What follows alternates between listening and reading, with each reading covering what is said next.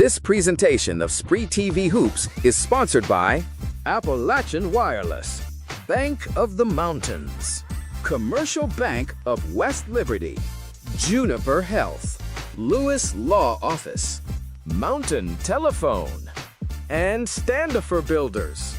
You're watching SpreeTV, celebrating nearly 10 years of 16th region coverage.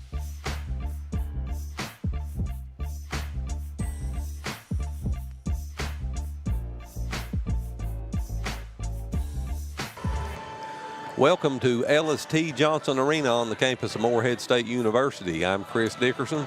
Along with Skylar Dickerson and the rest of the Spree TV sports crew, we want to welcome you to the championship game of the girls 16th region tournament here on this beautiful Friday evening in Morehead, Kentucky. And Skylar, we've made it all the way into the championship round here already for the girls. It'll finish up tonight. We'll see Russell taking on Ashland. They say time flies when you're having fun, so I guess we've been having a pretty good time. Huh? It's been a good time here so far this week. This girls 16th region championship broadcast being brought to you by Bank of the Mountains, Commercial Bank of West Liberty, Juniper Health, Lewis Law Office, PLLC, and Standifer Builders. We're less than 26 minutes away from the introduction of the starting lineups and the start of this basketball game. We'll go back to the studio, get in a couple of commercials. When we come back, we'll get into the nuts and the bolts of both of these teams and some history behind this rivalry between Russell and Ashland, and Stephen Gullett will interview both head coaches. We'll have all that and more when we come back. You're watching the girls 16th Region High School Basketball Championship on the Spree TV network.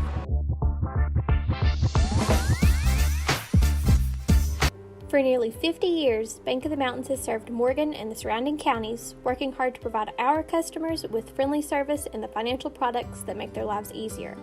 As a family-owned bank, we understand that relationships matter.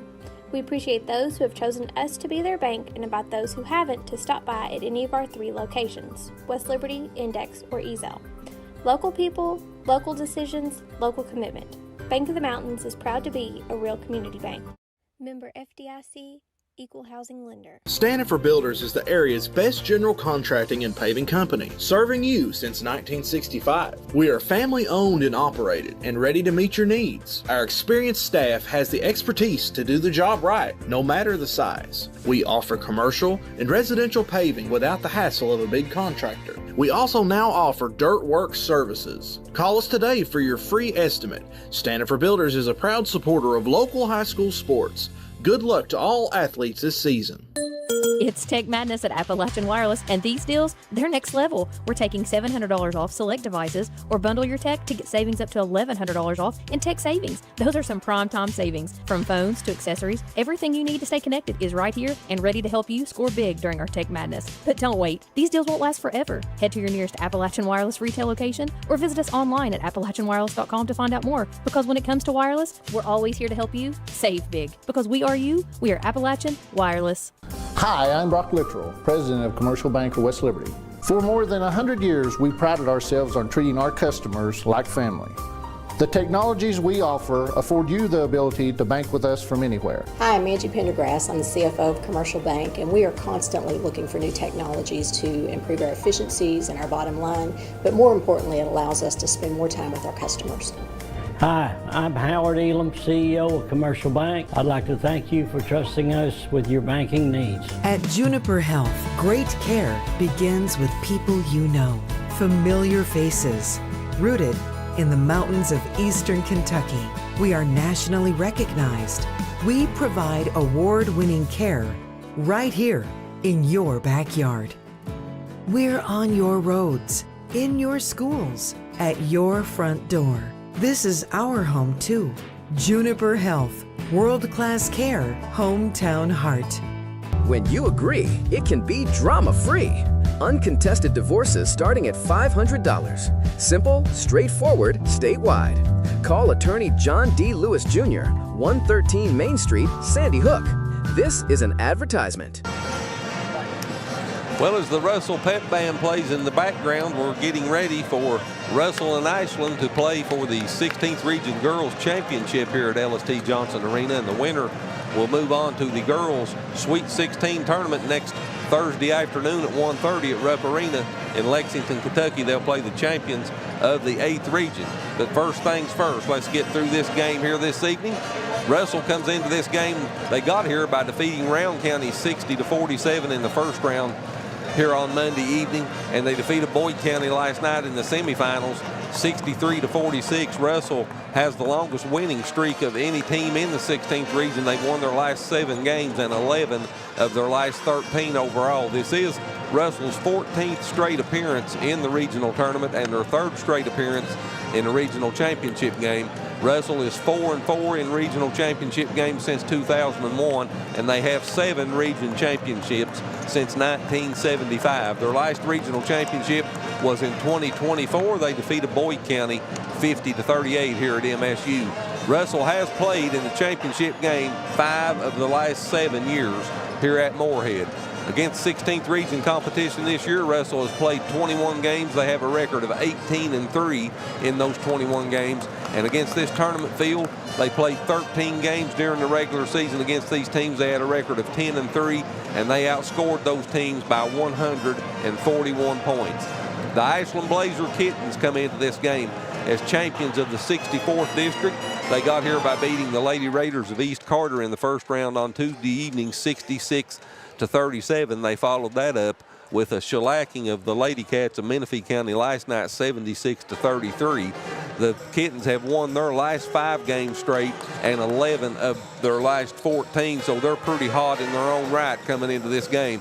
Ashland is the defending champion of the 16th region. They've won the 16th region championship 2 of the last years, and they're 6-4 in regional championship games since 2001. Ashland has 15 regional championships since 1975. The Kittens, against 16th region competition this year, they played 11 games. They're a perfect 11-0, and against this tournament field, they had played 8 games, and they are perfect 8-0 on the season. They outscored their opponents in those 8 games by 165 points. And Skylar, I went back last night and this morning and began to dig into these statistics to see what the numbers would show us and what we could come to expect maybe and see in this championship game. And some of these numbers that Ashland has put up just absolutely blew me away. They got here by defeating East Carter in the first game 66-37, and they defeated Menifee County in the second game last night 76-33. Gabby Carley led Ashland in scoring against East Carter with 13 points. Andrea Oligoli had 11 points and 8 rebounds in that game, and Brooklyn Duckweiler had 10 points, 5 rebounds, and 5 assists against East Carter. Carley led Ashland again against Menifee County. Last night she had 12 points, 6 rebounds, and 7 assists. And Zoe J. Smith was in double digits with 11 points.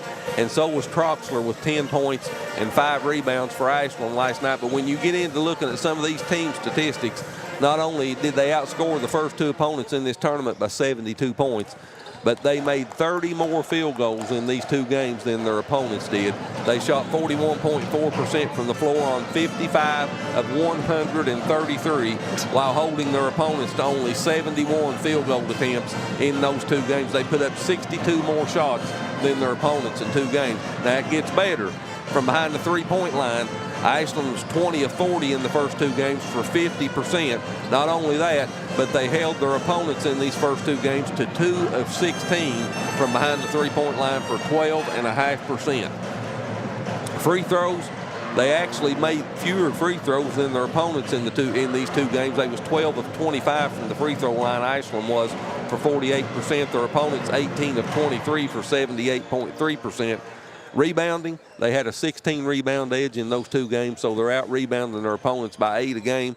But here's the stat that jumped off the page at me. Ashland committed 17 turnovers against East Carter and Menifee County, and they forced those 2 teams into 52 turnovers. They're a plus 35 in turnovers in 2 games. That's incredible. We're now going to go out to midcourt. Stephen Gullo will interview head coach Stacy Davis of the Ashland Blazer Kittens. Stephen, take it away. All right, we are courtside here, championship night, the 16th region tournament. With us now is Ashland head coach Stacy Davis. Coach, we've been doing this is the 3rd night. Third night. We are your good luck charm, I believe. I hope so. I hope so. If so, we might take you along the next ride. So I guess evaluate your team from last night. How well did they play? They played great. Probably the best I've seen them play as a team on both sides of the basketball.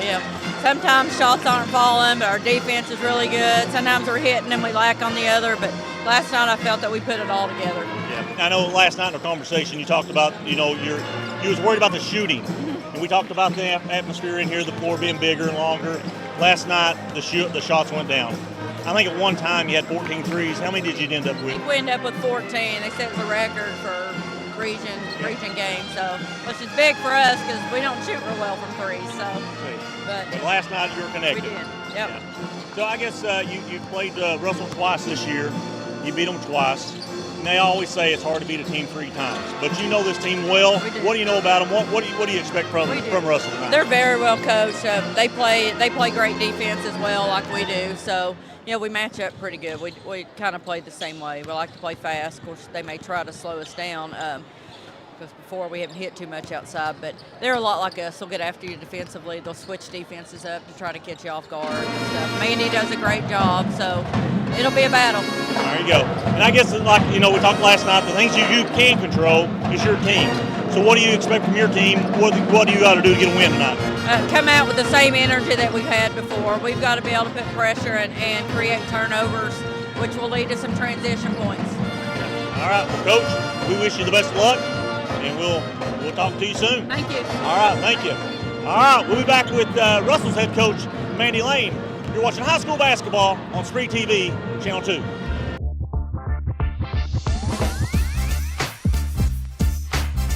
When you agree, it can be drama-free. Uncontested divorces starting at $500. Simple, straightforward, statewide. Call attorney John D. Lewis Jr., 113 Main Street, Sandy Hook. This is an advertisement.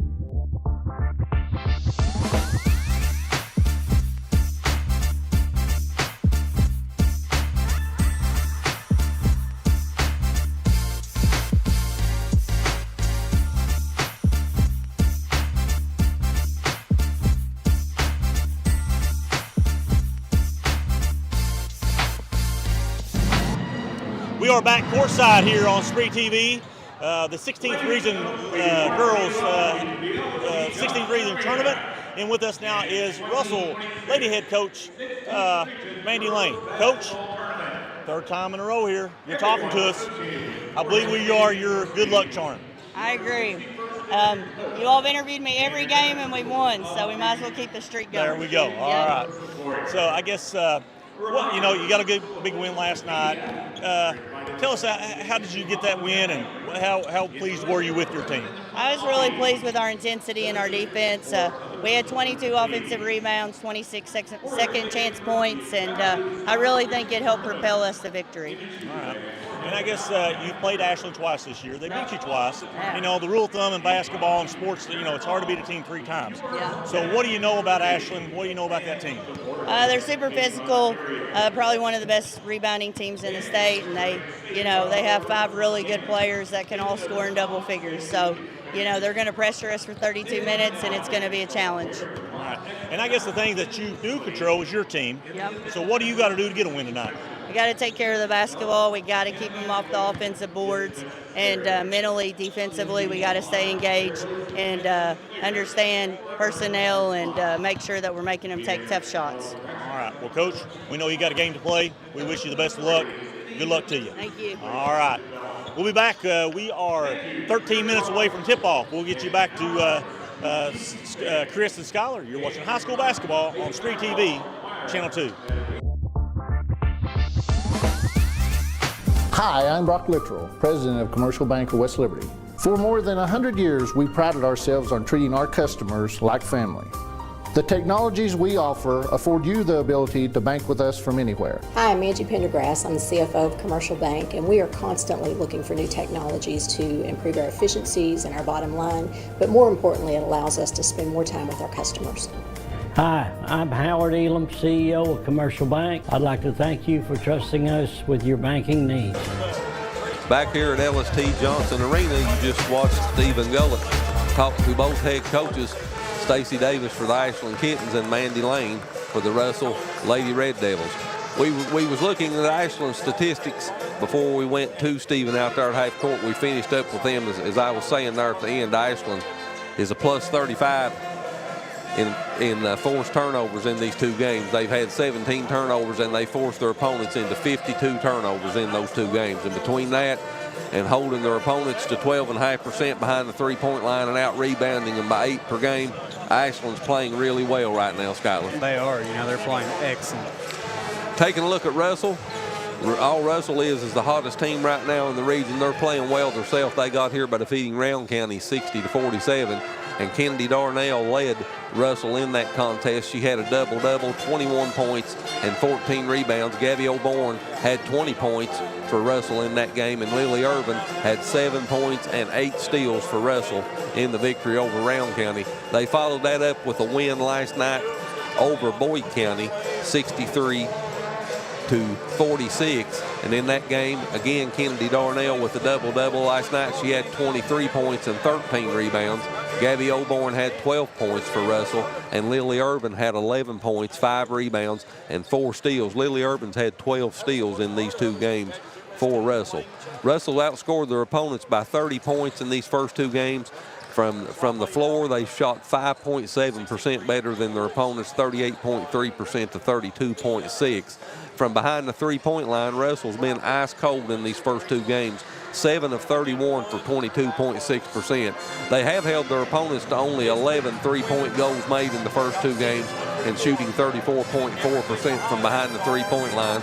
Russell's a plus 10 from the charity stripe in free throws made. They made 34 free throws the first two games to 24 for their opponents. Russell out-rebounded their opponents in these first two games by 32 rebounds. And in turnovers, they forced their opponents into 5 more turnovers than what they made in these first two games to advance to the championship round here tonight. These two teams played 2 times during the regular season. First time they played on the 26th of January in Ashland, and the Kittens won that game by 20, 62-42. Ashland held Russell to 1 of 11 shooting from behind the three-point line in that game, and they out-rebounded Russell by 11. And Ariana Gully led Ashland in scoring in that game. She had a double-double, 24 points and 11 rebounds, and she was 11 of 13 field goals from the floor for Gully in that game. Gabby Carley also had 19 for Ashland.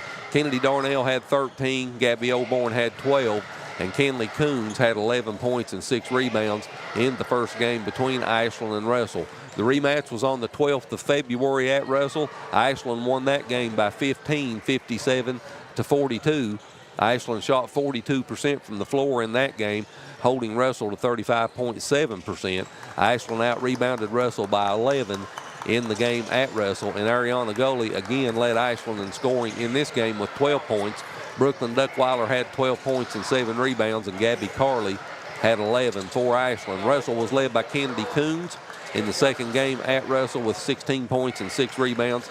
Kennedy Darnell had 14 points and 5 rebounds in that game. So in those two games head-to-head against each other, Ashland shot 43.4% from the floor, Russell 38.6%. Ashland made 14 more field goals in these two games than Russell. From behind the three-point line, Ashland made 6 more three-point field goals than Russell in those two games. Ashland was 12 of 33 for 36%. Russell was 6 of 24 for 25%. From the free throw line, they was about even. Ashland made 15 free throws in those two games, Russell 14. Both teams shot over 70%. But rebounding in those two games, Ashland was a plus 22. They out-rebounded Russell 61-39 in those two games. So what that would tell me is if both teams are at full strength tonight, Ashland, based upon what they've done already twice this year and what they've done here in the tournament, is going to really be a problem, Skyler, for Russell on the glass. Russell's going to have a great game, and, Ashland's going to have to be kind of off-kilter in some spots. Let's dig into the head-to-head series records for these two teams. Overall, since 1998, these teams have played 63 times. Ashland has a record of 37-26 in those meetings. The Kittens have won the last 5. Ashland is 7-3 the last 10 meetings with Russell. and over the last 20 games, Ashland is 11-9. Regional tournament meetings between these two teams since 1975.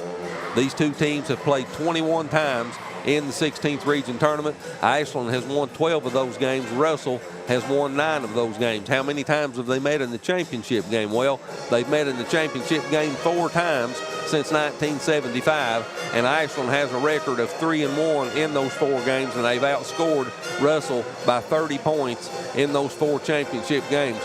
Russell did defeat Ashland.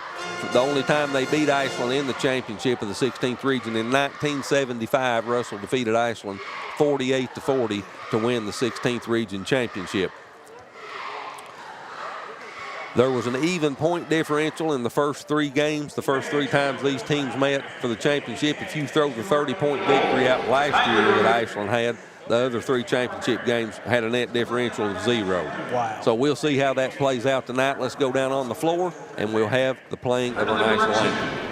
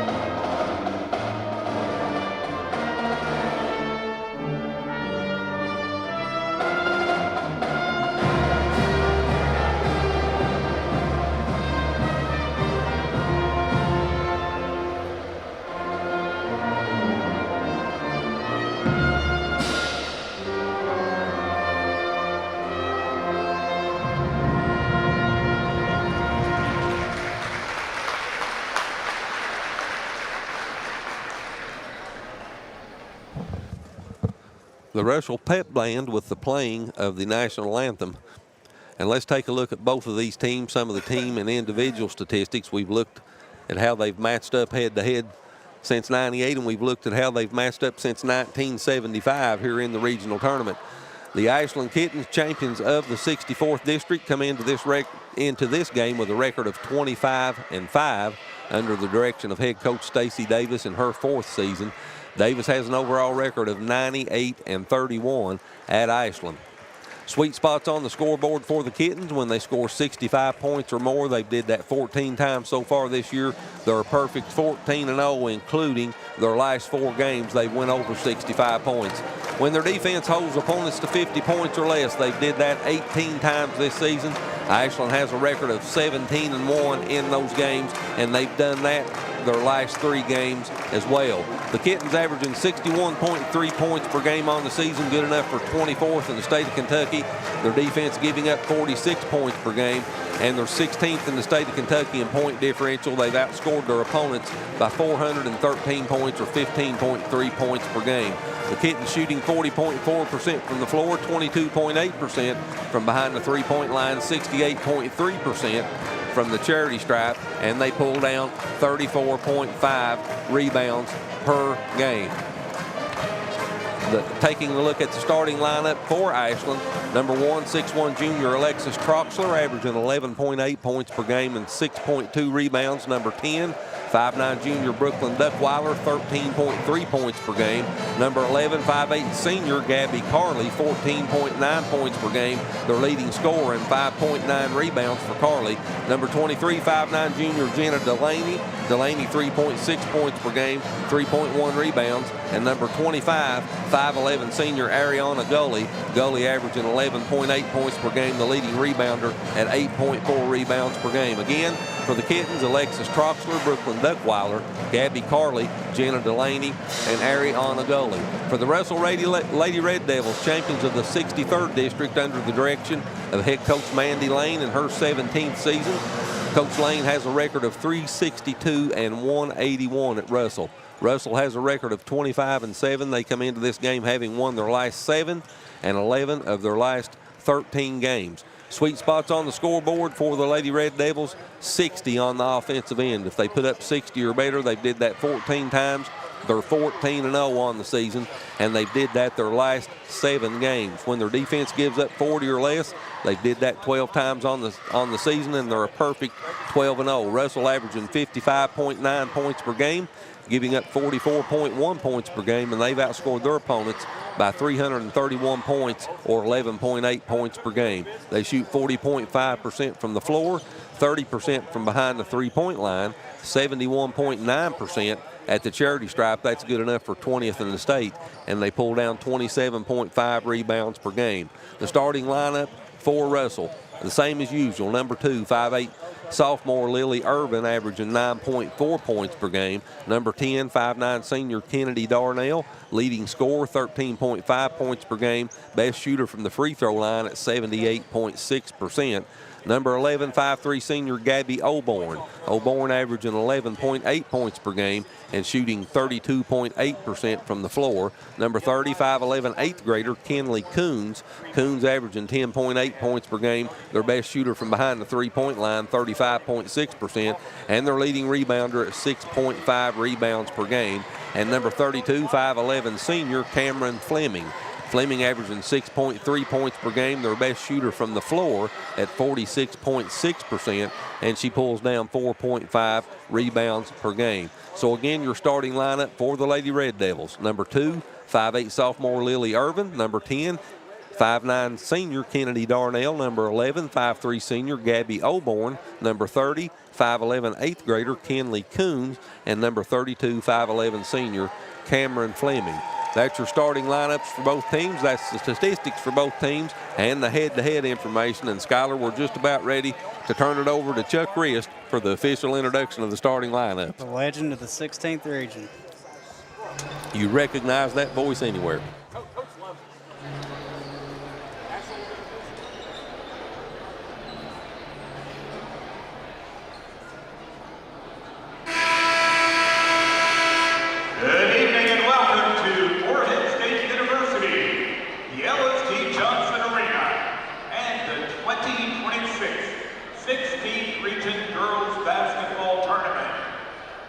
Tonight, for the championship and the birth of the girls' Sweet 16 at Brook Arena, the winners of the 64th District, the Kittens of Ashland Glacier. Meet the winners of the 63rd District, the Lady Devils of Russell. Let's meet the starting lineups first for Ashland. For the Kittens, starting at guard, 5'9" junior, number 23, Jenna Delaney. At guard, 5'9" junior, number 10, Brooklyn Duckweiler. At guard, 5'8" senior, number 11, Gabby Carley.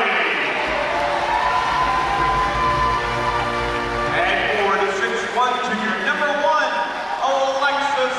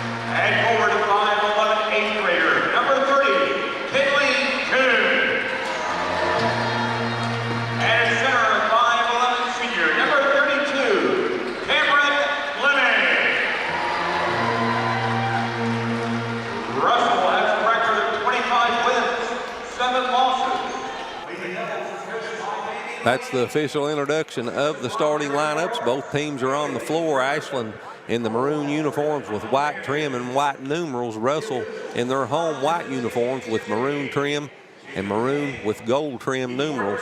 And we're just about ready to get this 16th Region Championship game underway. Irvin, Darnell, O'Born, Coons, and Fleming for the Lady Red Devils. Troxler, Duckweiler, Carley, Delaney, and Gully again for Ashland. Alexis Troxler moves into the circle to jump for Ashland. And Cameron Fleming, the 5'11 senior, will jump for Russell.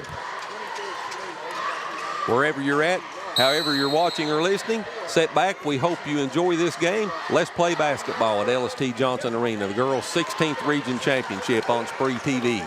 Opening tip controlled by the Ashland Kittens. Troxler gives it to goalie Delaney at the top of the key, backs it out and hands it to Gabby Carley. Carley with Darnell on her, in between the circles, drives right side, kicks it to Delaney on the wing.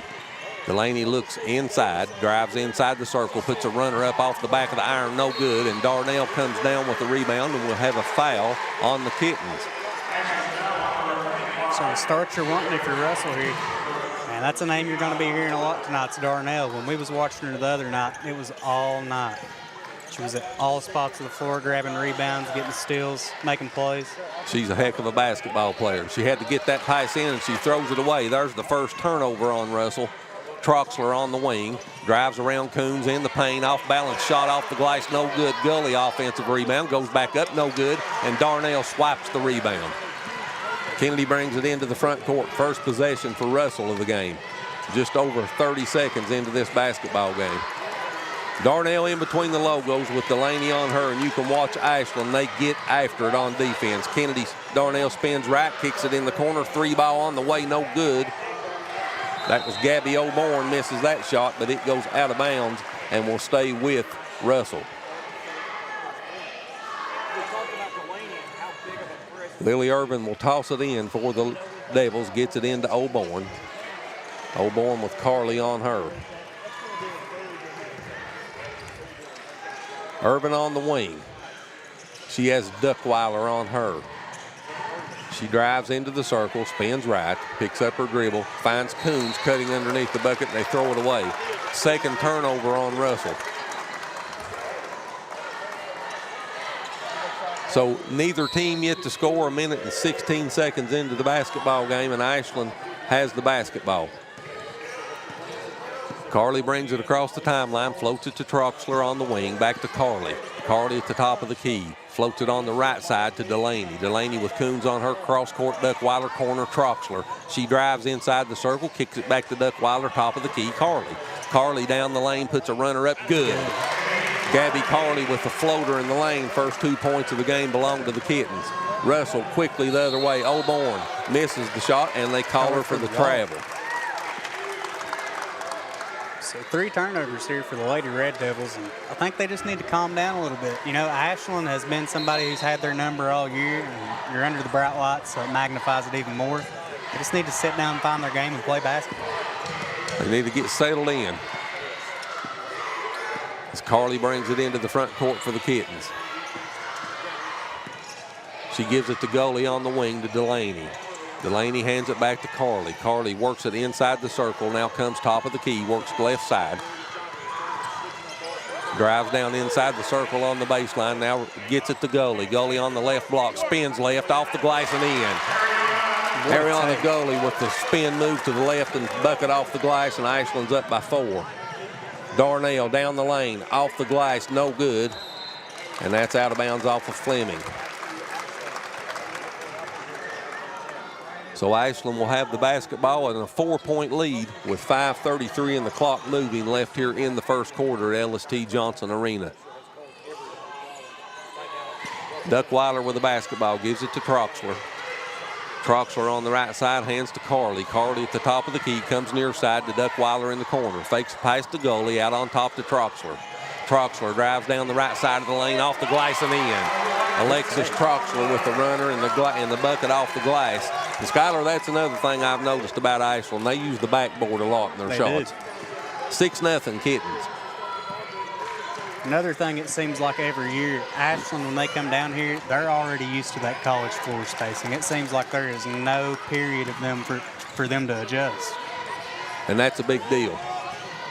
O'Born kicks it to Irvin. Irvin spins inside the circle. She's got Carly on her, drives around her, puts a shot up off the glass, no good, and Gully gets the rebound. Gully gives it to Carly into the front court across the timeline, lobs it to Troxler underneath. She reverses her dribble, and it's stolen by Lily Irvin. Lily Irvin had 8 steals in the first 2 games. She's got one there. She finds Darnell. Her shot's blocked. Shot back up and in by Irvin. So Darnell got her shot blocked. Irvin was Johnny on the spot. She picks it up and scores the first 2 for Russell. And it's a 4-point lead for Ashland. Duckweiler, baseline jumper up, no good. And Darnell gets the rebound. Russell will try to cut into this 4-point Ashland lead. Darnell spins left down the lane, fall away jumper, good. Rattles around the wrong arm and in, and Russell scored the last 4 to cut the lead to 2. And that's exactly what they needed. Carly in the front court for the Kittens, gives it on the wing to Duckweiler. Duckweiler with Irvin on her cross-court Troxler. Troxler, O'Born knocks it away from her. It's loose on the floor. Troxler picks it up. Now it's loose again. Carly gets it. Dishes it off to Delaney underneath, and she scores. Carly with the assist, Delaney with the bucket, and Ashland goes back up by 4, 8-4. Darnell, left side of the circle, gives it to Irvin. Irvin on the wing to O'Born. O'Born at the top of the key, backs it out to the logo with Troxler on her. Now she drives down the lane, kicks it out on the wing. 3-ball Irvin on the way, no good. Rebound taken down by Carly for Ashland. Gabby into the front court, lobs a pass to Gully, but it's just a little bit too far in front of her, out of bounds, but it was touched last by Russell. 2:56 left on the clock as Zoe J. Smith checks into the lineup for Ashland. A media timeout. It's the SpreeTV media timeout. We'll take it with them. Ashland 8, Russell 4. We'll be back to LST Johnson Arena right after this. It's Tech Madness at Appalachian Wireless, and these deals, they're next level. We're taking $700 off select devices, or bundle your tech to get savings up to $1,100 off in tech savings. Those are some prime time savings. From phones to accessories, everything you need to stay connected is right here and ready to help you score big during our Tech Madness. But don't wait. These deals won't last forever. Head to your nearest Appalachian Wireless retail location or visit us online at AppalachianWireless.com to find out more. Because when it comes to wireless, we're always here to help you save big. Because we are you, we are Appalachian Wireless. Hi, I'm Brock Littrell, President of Commercial Bank of West Liberty. For more than 100 years, we prided ourselves on treating our customers like family. The technologies we offer afford you the ability to bank with us from anywhere. Hi, I'm Angie Pendergrass. I'm the CFO of Commercial Bank, and we are constantly looking for new technologies to improve our efficiencies and our bottom line, but more importantly, it allows us to spend more time with our customers. Hi, I'm Howard Elam, CEO of Commercial Bank. I'd like to thank you for trusting us with your banking needs. 8-4 Ashland with the 4-point lead with 2:56 left here in the first quarter. Ashland scored the first 6, but Russell scored 4 of the last 6, and the Kittens lead by 4. Out of the timeout, Carly will toss it in for the Kittens on their own baseline. And she gets it into Troxler on the block, and her shot off the glass is no good, and Coons gets the rebound for Russell. She gives it to Darnell. Darnell into the front court, finds Fleming underneath. She puts a shot up, good. Count the bucket for Cameron Fleming, and she'll go to the free throw line to try to complete the 3-point play for Russell. So that's textbook heads-up basketball. Get the ball, look up the floor, hit the open man.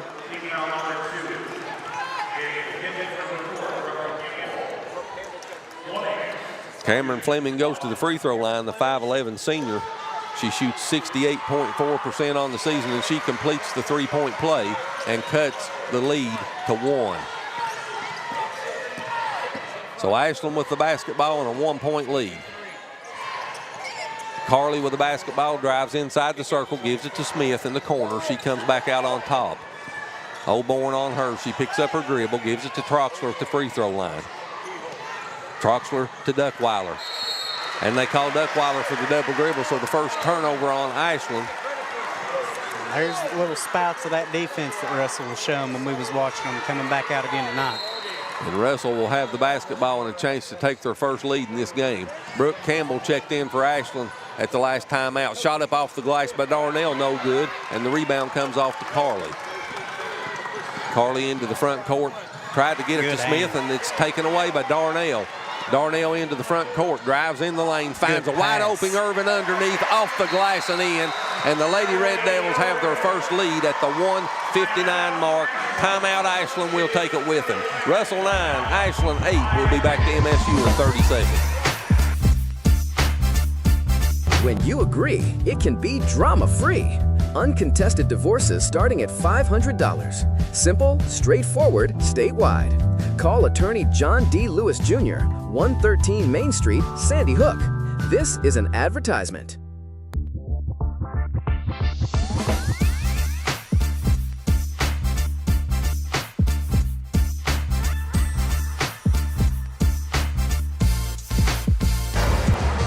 Back here at LST Johnson Arena, the start of a good game. Just a little over 6 minutes into this basketball game, Russell has their first lead at 9-8. And Skylar, Ashland wanted a timeout. They've not liked what they saw the last couple of minutes. Kind of got stunned, knocked them back on their heels there. You know, they kind of got comfortable getting out to that quick lead. And Russell, you know, the battle's never leaving them. They came back, opened up. Here we go, Russell with a 1-point lead. Smith with the basketball on the wing for Ashland.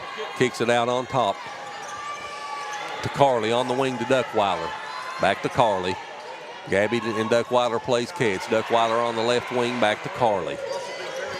Carly at the top of the key. Gives it in the paint to Campbell. Back to Carly. 3 on the way, top of the key, no good. Rebound batted around, picked up by Duckweiler. Her shot's up, no good. Scramble for the ball underneath. Troxler comes up with it. Gets it to Campbell, and now she throws it back out to Smith, so Ashland will have a third opportunity this trip down to regain the lead. Clock down under 1:15 left here in the first quarter. And that ball's batted away by Irvin, her second steal of the first quarter, into the front court. Oborn up underneath, no good, but Gabby will shoot free throws for Russell. And it's so impressive watching Russell how good they are at shooting the passing lanes. And it's not something that you see a lot in high school. It takes a lot of court awareness to be able to get out here and shoot these lanes like that and get the ball ahead. The 5'3" senior, 76.8% from the floor, makes her first one, pushes Russell's lead to 2 as Presley Price and Mila Troxler checks into the lineup for Russell. And Oborn misses the second. She splits the pair as Gully gets the rebound, and it's a 2-point lead for Russell. Carly in the front court, clock under a minute left to play here in the first quarter. She floats it on the wing to Smith. Smith in the corner, Duckweiler, 3 on the way, our ball. Darnell gets the rebound. Into the front court, top of the key, free throw line jumper, no good, and the rebound's taken down by Carly. Carly into the front court quickly. Moves to the top of the key, drives down the right side, kicks it in the corner. Duckweiler wide open, 3 on the way, no good. Offensive rebound, Gully, extend the possession, spins left, no good, but she's fouled. And Gully will go to the free throw line to shoot 2. And there's that extra possession and offensive rebounding right there that we've been talking about for Ashland. Russell's been holding their own so far in the first quarter on the boards. They have, you know, but when you're sitting here playing against Gully and she's already pulled down 4 rebounds, she's a force to be reckoned with. 5'11" senior, 72.6% from the free throw line as Irvin checks back into the lineup for Russell.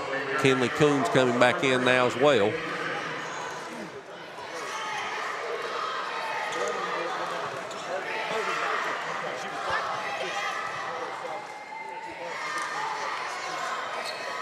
Gully makes them both. She's got 4, and we're tied at 10. Oborn gets it into the front court. All kinds of contact as she goes down. And it was a turnover on Russell and now a foul on Russell. That foul's on Irvin for the Lady Devils. Which I'm also not a referee, so don't take everything I say to heart. But I feel like that was a pretty late whistle there for all that contact. Well, the fans across the floor agreed with you anyway. Clock winds down under 15. And we're even at 10. Carly in between the logos for the Kittens. Gives it to Duckweiler on the wing. Oborn knocks it away from her, picked up by Russell. Down the lane, off the glass and in for Presley Price. And that's the way the first quarter comes to an end, and what a good ending to the first quarter. And Mandy Lane's all the way out to half court to encourage her team. The score at the end of 1, Russell 12, Ashland 10, and we'll be back to LST Johnson Arena with the second quarter right after this. Stanifer Builders is the area's best general contracting and paving company, serving you since 1965. We are family owned and operated and ready to meet your needs. Our experienced staff has the expertise to do the job right, no matter the size. We offer commercial and residential paving without the hassle of a big contractor. We also now offer dirt work services. Call us today for your free estimate. Stanifer Builders is a proud supporter of local high school sports. Good luck to all athletes this season. At Juniper Health, great care begins with people you know, familiar faces. Rooted in the mountains of eastern Kentucky, we are nationally recognized. We provide award-winning care right here in your backyard. We're on your roads, in your schools, at your front door. This is our home too. Juniper Health, world-class care, hometown heart.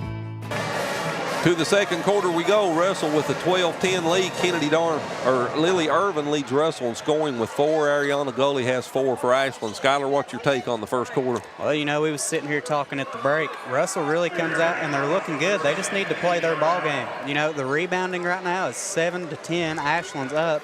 Russell's got the lead on the scoreboard. They just need to be a little more responsible, not have any ticky-tacky turnovers, and I think this will continue to be a great game. They was just a little shaky at the start, but they've certainly got their act together and got the lead in this game.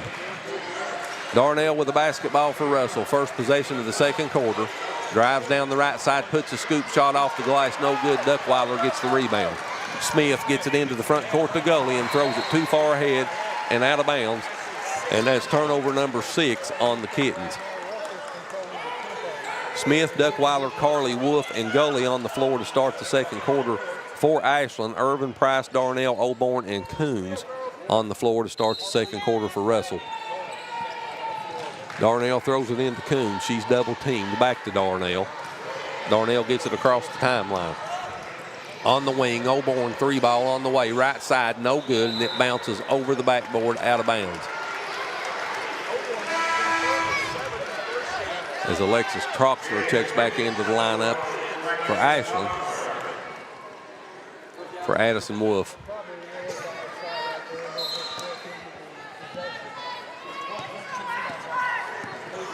Carly brings it into the front court, gives it to Duckweiler. On the left side, back to the top of the key to Carly. She drives around the Gully screen, down the lane, a shot up off the glass, no good. And it goes out of bounds to Russell. Fleming checks back into the lineup for Russell for Price. And both coaches, Skylar, using their bench here in the first half, trying to keep these players fresh. They've got deep rotations, both of them do. They do, but you still want to keep your stars out and fresh as you can. Oborn gets it ahead to Fleming. She tried to get it to Coons, who was cutting down the right side of the lane, and throws it behind her. Turnover number 5 on Russell.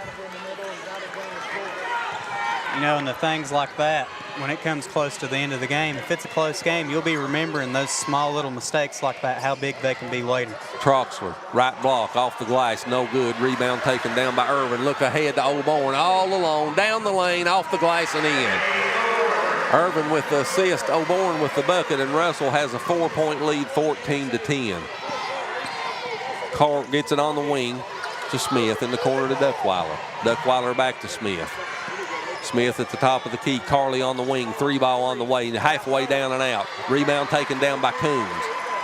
She gets it to Darnell.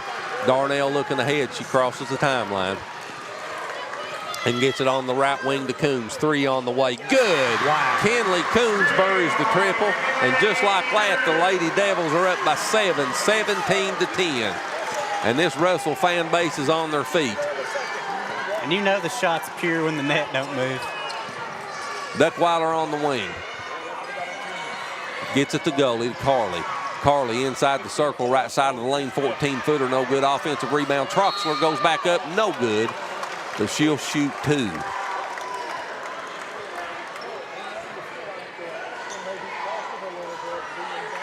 So Alexis Troxler, the 6'1 junior, will go to the free throw line to shoot 2. 58.1% on the season. She misses the first one. Jenna Delaney checks back into the lineup for Russell. That Russell personal foul was on Kenley Coombs. Second free throw's up and good. So Troxler splits the pair and the lead's cut to 6, 17-11. And Ashland's still in this 1-2-2 press. And Russell's not had a lot of trouble out of it so far. They ain't. O'Bourne drives down the left side, a floater up and good. Bounced all around the rim and falls through, and Russell extends their lead to 8, 19-11. Duckweiler on the wing, back to Carly. Carly finds Gully. She spins left in the lane, turnaround jumper, no good. And Darnell gets the rebound. She's double teamed, gets it into the front court to Irvin.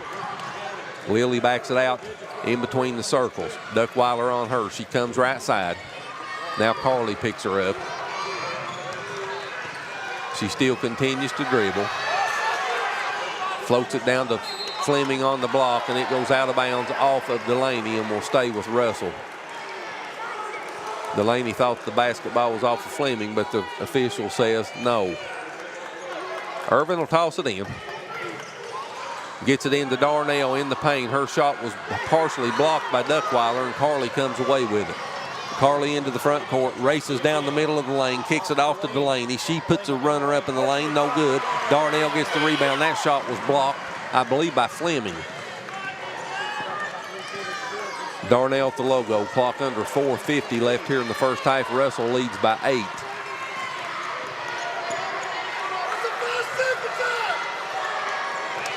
And there's a steal as Duckweiler takes the basketball away, brings it into the front court, finds Delaney underneath. Delaney gets it back to Carly.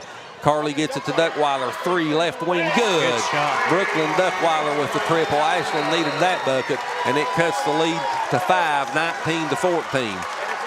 Timeout on the floor for Russell. It's a full timeout. We'll take it with them. 4:23 left in the first half. Very good basketball game here at LST Johnson Arena. Russell 19, Ashland 14. We'll be back right after this. Hi, I'm Brock Littrell, President of Commercial Bank of West Liberty. For more than 100 years, we prided ourselves on treating our customers like family. The technologies we offer afford you the ability to bank with us from anywhere. Hi, I'm Angie Pendergrass. I'm the CFO of Commercial Bank, and we are constantly looking for new technologies to improve our efficiencies and our bottom line, but more importantly, it allows us to spend more time with our customers. Hi, I'm Howard Elam, CEO of Commercial Bank. I'd like to thank you for trusting us with your banking needs. When you agree, it can be drama-free. Uncontested divorces starting at $500. Simple, straightforward, statewide. Call attorney John D. Lewis Jr., 113 Main Street, Sandy Hook. This is an advertisement. 4:23 left here in the first half. Russell leads Ashland by 5, 19-14. Ariana Goley leads Ashland in scoring with 4. Gabby O'Bourne leads Russell in scoring with 5.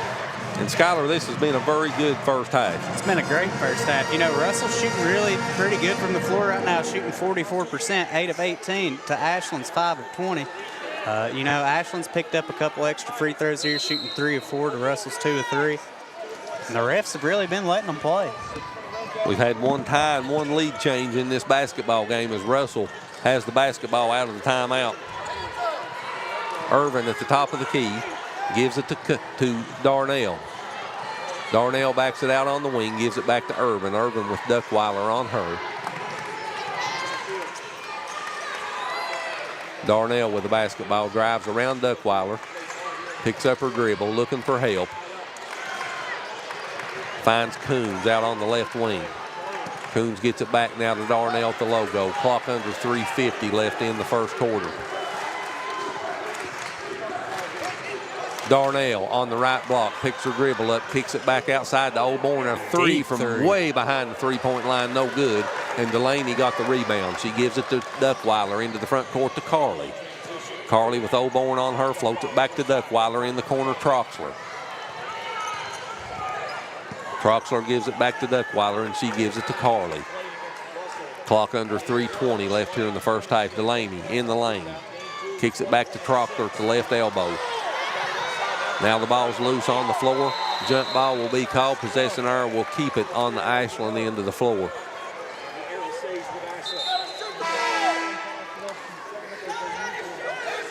Zoe J. Smith checks back into the lineup for Troxler for Ashland. Carly will toss it in on the baseline. Floats it into Duckweiler. Duckweiler back to Carly now. She's in between the circles. Hits Delaney on the right wing. She drives inside the circle, puts a shot up off the glass, no good, and Delaney will shoot free throws.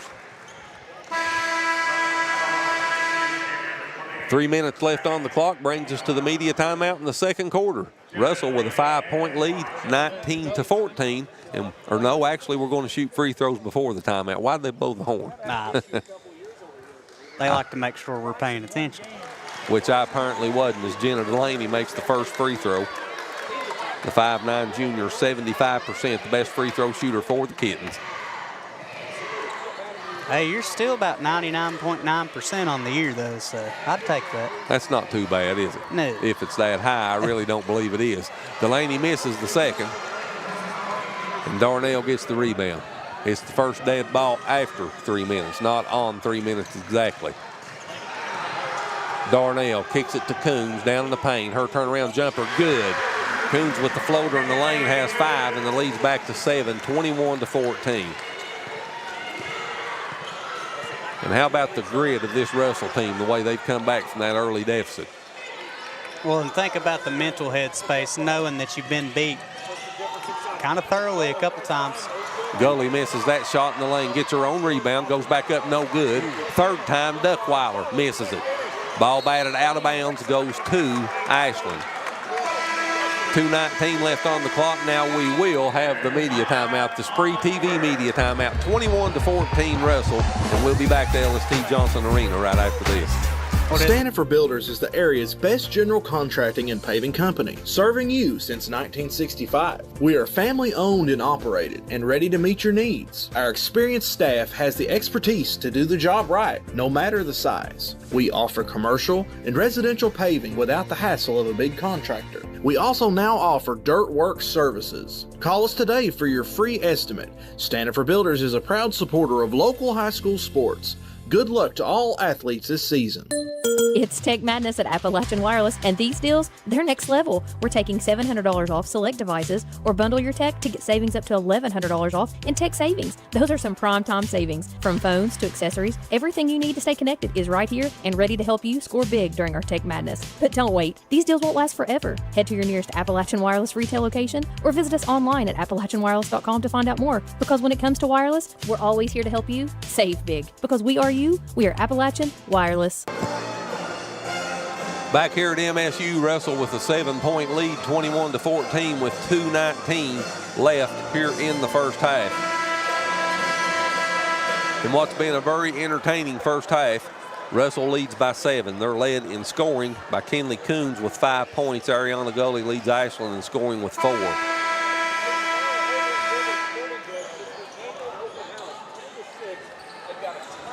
And Ashland is certainly not used to being in this position this year, especially the 16th region teams.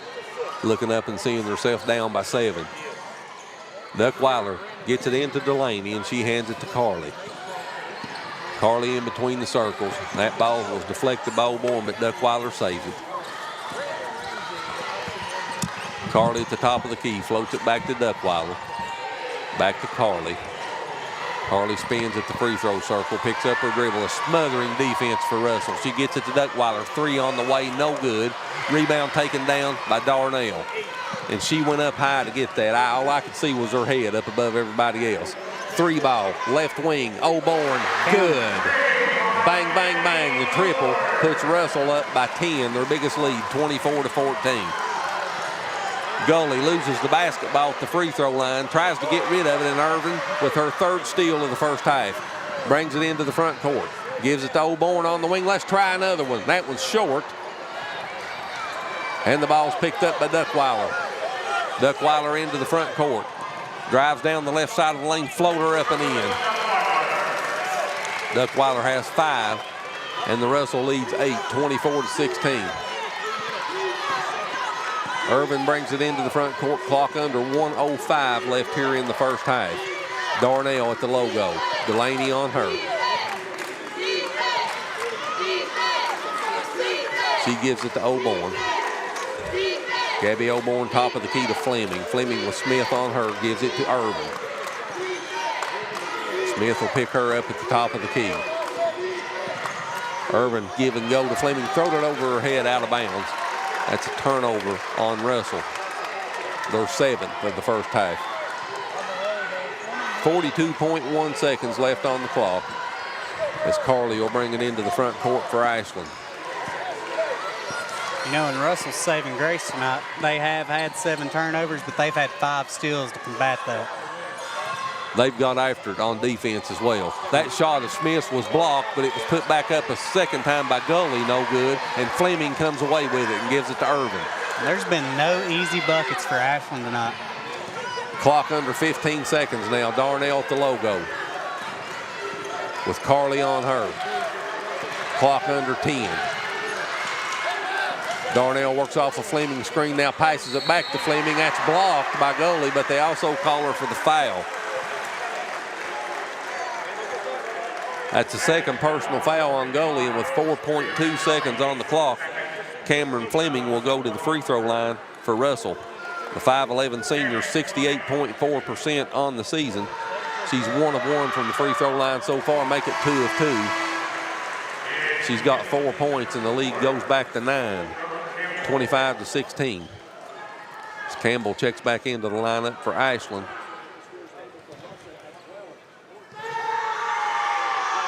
Fleming makes them both, nothing but thread on both of them. And it's a double-digit lead at 10 for Russell. So Ashland won of 7 on their last 7 field goals, and Russell's not been giving up any easy buckets tonight. Mila Troxler checks back into the lineup for Russell. 4.2 seconds on the clock. Carly at the half-court line puts it up at the buzzer, no good. And that brings us to the end of the first half. Some would say surprising, not the Russell fan base. They're on their feet and they're hollering for their team. A 10-point lead for the Lady Red Devils, 26-16. We'll go back to the studio, get in a couple of commercials, or is Stephen Gullett going to do the interview here first? He's going to interview Chuck Rist.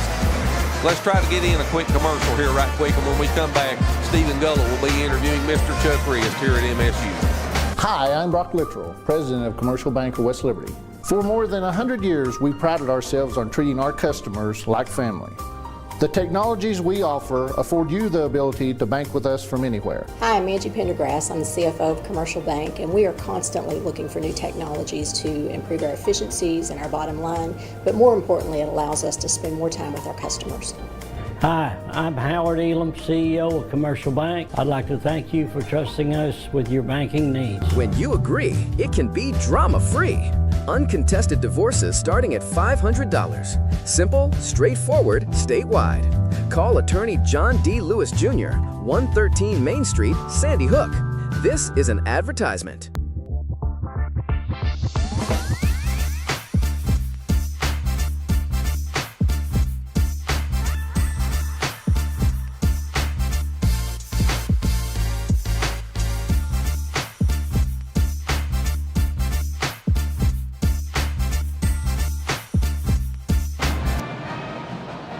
We are at halftime of the championship of the girls' 16th region tournament. With us now is the voice of the 16th region tournament, Chuck Rist. Chuck, it's been a tradition to have your voice here, and that's what I think of when I think of the 16th region. So how long have you been doing this? This is actually my 27th year. Yeah, I had the call from Keith Capus, longtime MSU person, sports information, assistant vice president, and at that time he was running the tournament. He knew of my work at Ashland and said, hey, why don't you come and do the regional tournament? We'll offer you all the hospitality room food that you can eat. Yeah. So, yeah, it's been a lot of fun over the years. And I guess, you know, you haven't just done the 16th region, you have done this for MSU, for their games, and Ashland. Yes, I go back to Ashland actually starting in 1989 doing soccer when I had two cousins who were playing soccer.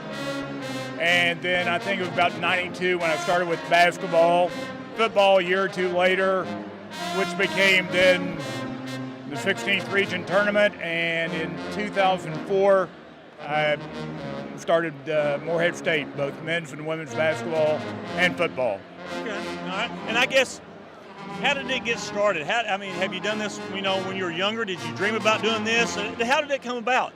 Well, I go back to a school that no longer exists, Catlettsburg High School, when there was a Catlettsburg independent system, since swallowed up into the Bowie County system. And I kept the scorebook, and I did PA at our high school. And then went on to Marshall University, worked in the sports information office. I graduated high school in '71, so I was at Marshall working in sports information. Actually, if you go back to the We Are Marshall movie, the famous win over Xavier, the miracle win, that was the first game I ever worked at a college, in a college press box on the stat crew. And did a lot of things at Morehead. Went on to Charleston, West Virginia. I was a sports writer at the Daily Mail there for about 4 years. And things happened. This year, the tournament has changed a little bit. You got the girls playing all their games first, then the boys are going to start tomorrow. So how has that been? Has it been easier for you to do that, or does it matter? Yeah, I drive from Catlettsburg every day. I still live in Catlettsburg. Yep. My business is in Ashland, but I was grateful for a day off on Wednesday. There you go. Yeah. And Sunday. Yeah. It's a good thing to have a day packed in there. If we do have weather, that's happened sometimes in the past. But yeah, I'm in good shape right now. Yeah, all right. And I guess, this ball game, at halftime, it's 26-16. I guess what's your take on the game, and what do you think about the second half? I think it's going to go right down to the wire. Russell is playing inspired. Ashland's shots aren't falling. And you can go back and look, and I'm sure you guys have talked about regular season results, right, and it means absolutely nothing here. It's a brand but new it's season. It all comes down to 16 more minutes and a trip to Rupp. There you go. All right, well, Chuck, we do appreciate you coming out and speaking with us. Hey, we love listening to you. Thanks, Steve. I appreciate that. All right. We'll be back. We'll get back to Chris and Skylar. They'll get you ready for the second half. You're watching high school basketball on SpreeTV, Channel 2. This presentation of SpreeTV Hoops is sponsored by Appalachian Wireless, Bank of the Mountains, Commercial Bank of West Liberty, Juniper Health, Lewis Law Office, Mountain Telephone, and Standifer Builders. You're watching SpreeTV, celebrating nearly 10 years of 16th region coverage. At Juniper Health, great care begins with people you know, familiar faces. Rooted in the mountains of eastern Kentucky, we are nationally recognized. We provide award-winning care right here in your backyard. We're on your roads, in your schools, at your front door. This is our home too. Juniper Health, world-class care, hometown heart. LST Johnson Arena Russell with the 10-point lead at the break, 26-16. Skylar, what's your take on the first half? How about Russell jumping out to a 10-point lead? Like you're saying, some say it was unexpected, but I don't think it was for Russell. They came out with a fire under their hind end, came out and played great. They certainly did. They fell behind right off the bat to Ashland early, but it seemed like at about the 3-minute mark into the first quarter, when the clock turned under 5 minutes, it just seemed like they flipped the switch. They settled down. They turned up their defensive intensity. They hit a couple of shots, and the next thing you know, they had Ashland on their heels, and they've kept them on their heels for the whole first half. It's been like two heavyweights slugging out here, and Russell's got the edge right now. They just need to keep that intensity up and keep doing what they're doing and play their game. Russell shot 45.5% from the floor in the first half on 10 of 22, 2 of 7 from behind the three-point line for 28.6%, and 80% from the charity stripe on 4 of 5. Ashland was 6 of 27 for 22.2%. And you know, we talked about Ashland getting so many more shots, so many more field goal attempts than their opponents in their first 2 games. Well, they had 5 more field goal attempts than Russell in the first half, but they only shot 22% from the floor, and that has everything to do with the defensive pressure Russell put on the basketball. Ashland from behind the three-point line, after shooting lights out last night, was 1 of 6 in the first half, 16.7%, and 3 of 6 from behind the three-point line. Individual statistics, Russell was led in scoring by Gabby Oborn with 8 points in the first half, 5 points for Kinley Coons, 5 points for Cameron Fleming, 4 points for Lily Irvin. Irvin had 2 rebounds, 2 assists, and 2 steals to go with her 4 points. Only 2 points for Kennedy Darnell, but she had 8 rebounds, 4 assists, and 2 steals to go with those 2 points in the first half, and that gives you the Russell total points of 26 points. Ashland led in scoring by Brooklyn Duckweiler with 5. She had 4 rebounds and 2 steals to go with her 5 points. 4 points for Ariana Gully, 6 rebounds to go with her 4 points. 3 points for Alexis Troxler, 2 points for Gabby Carley. Carley had 4 rebounds and 3 assists to go with her 2 points. And 2 points for Jenna Delaney rounds out the 16 points in scoring for Russell. Points off turnovers in the first half even at 7 apiece. Points in the paint +6 in the favor of Russell at 16-10.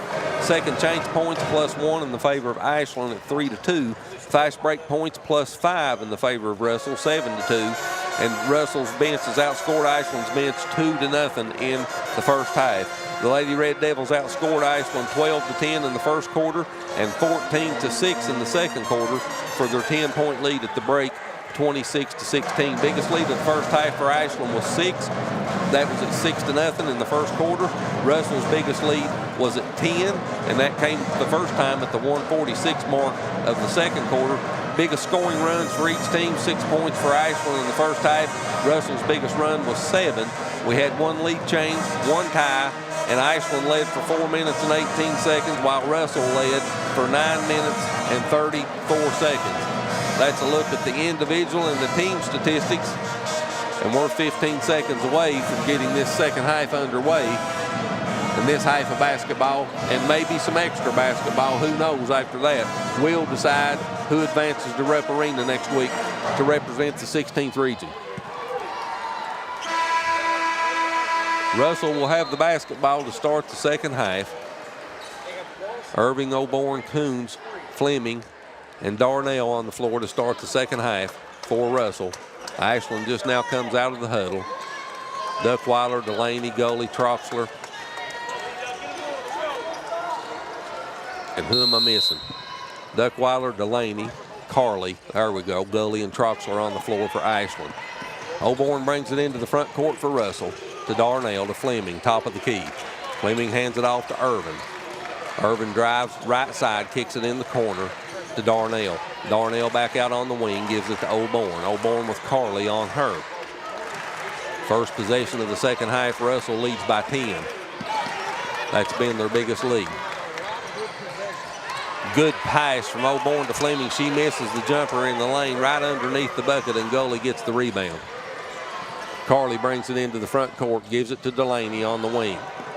She picks her dribble up back to Carley just inside the circle. She's double teamed, drives in the lane, kicks it to Duckweiler, and Coons almost tuck it away from her. A jump ball's called, and the possession arrow will keep it on the Ashland end of the floor. And again, Russell's where the basketball's at. And it's been that way the whole game. Their defense has been great. Smothered. Gully in the lane, kicks it in the corner to Delaney. She drives baseline jumper up, no good. Rebound taken down by Delaney. She puts it back up, count the bucket, and Jenna Delaney will go to the free throw line as Coach Mandy Lane rolls her eyes and turns around and walks the other way. Delaney will try to complete the three-point play for Ashland. Darnell picks up the foul for Russell. That's her first. And Delaney has 4 points on the evening. She's 0 of 2 from the free throw line. Make it 0 of 3. She misses that. And Fleming, going for the rebound, is fouled. by Troxler for Ashland. So the first team foul of the second half on Ashland, both teams with one. Ashland full court pressure, turnover. Duckweiler gets the basketball in the lane, gives it to Carly. 3 on the way, top of the key, good. And Ashland scores the first 5, and quickly they cut that 10-point lead to 5, just like that. Darnell double team. Gets it to O'Born, and she's fouled by Gina Delaney. You know, even though that was a hard foul, you got to give credit to Delaney for being a good sport. First thing she did was try to pick her up. They was just playing hard. There was absolutely no ill intent by that. O'Born gets it into the front court to Darnell. She gets it underneath to Fleming, and Fleming puts it up off the glass and in. Darnell with the assist, Fleming with a bucket to lead back to 7. Ashland quickly in the front court. Ashland playing with a lot more intensity here in the third quarter. Duckweiler, her pass is deflected, and she steps on the baseline out of bounds as well, so a turnover for Ashland. And you can see Skylar Ashland is much more intense to start the third quarter here. They are. Russell definitely got their attention in the first half. Darnell gets it to Fleming again. She puts a shot across the lane, and the shot's up and in. And the official makes a lot better door than he does a window. Gabby O'Born with the bucket. She's fouled and will go to the free throw line to try to complete the 3-point play for Russell. And the lead goes back to 9. O'Born in double digits now with 10. She's 1 of 2 from the free throw line on the evening.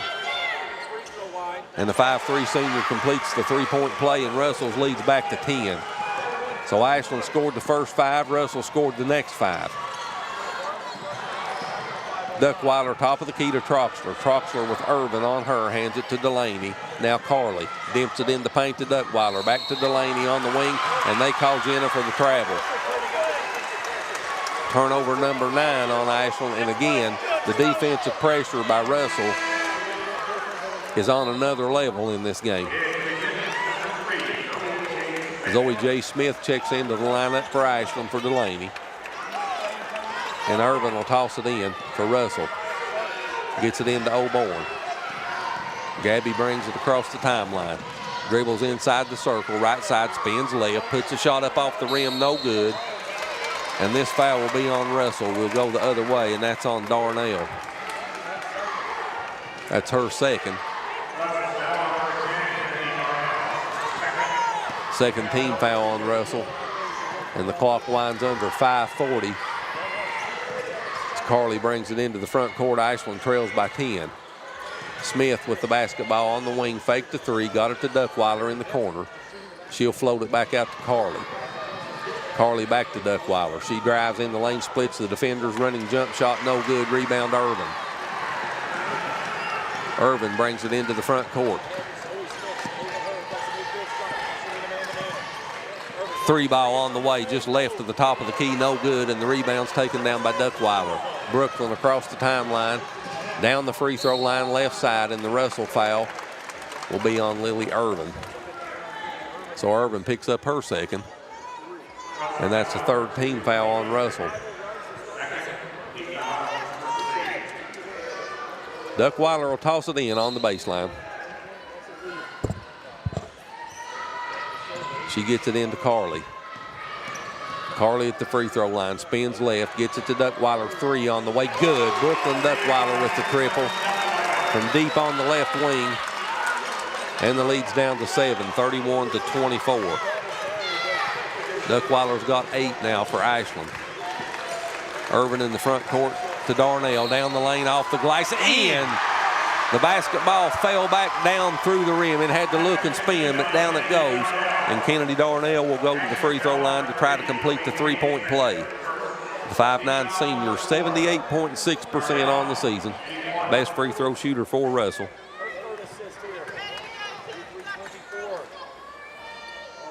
She completes the 3-point play. She's got 5. And Russell had a 10-point lead at halftime, and Darnell only scored 2 points in the first half. 30-second timeout, we'll take it with them. 4:41 left in the third quarter. 34-24 Russell. We'll be right back after this. For nearly 50 years, Bank of the Mountains has served Morgan and the surrounding counties, working hard to provide our customers with friendly service and the financial products that make their lives easier. As a family-owned bank, we understand that relationships matter. We appreciate those who have chosen us to be their bank and invite those who haven't to stop by at any of our 3 locations, West Liberty, Index, or Ezel. Local people, local decisions, local commitment. Bank of the Mountains is proud to be a real community bank. Member FDIC, Equal Housing Lender. 34-24, Russell with a 10-point lead with 4:41 left here in the third quarter. Russell led 26-16 at the break. Both teams have scored 8 here in the third quarter. Brooklyn Duckweiler leads Ashland in scoring with 8. Gabby O'Born leads Russell in scoring with 11. Carly out of the timeout into the front court, gets it to Zoe J. Smith on the right wing. Back to Carly at the top of the key. Drives down the left side of the lane. Floater up, no good. Offensive rebound, Troxler. She goes back up, blocked by Fleming. Gully gets it, puts it up and in. Tough bucket there by Gully. 3 attempts that time for Ashland. Gully scores on the third time, cuts the lead to 8. Darnell with Troxler on her. Darnell drives down the right side of the lane, puts a shot up. Troxler blocks that shot and takes it away from her. Carly brings it into the front court, floats it ahead to Smith underneath, back to Gully, the trailer, puts a shot up, no good, gets her own rebound, draws the foul, and will shoot free throws. And that's the way Ashland attacked the glass the entire game last night. And what they got to do if they want to eat into this deficit. Gully has 6 points for Ashland. She's 2 of 2 from the free throw line so far this evening. She makes her first free throw, cuts the lead to 7, 34-27. As Mila Troxler checks back into the lineup for Fleming for Russell.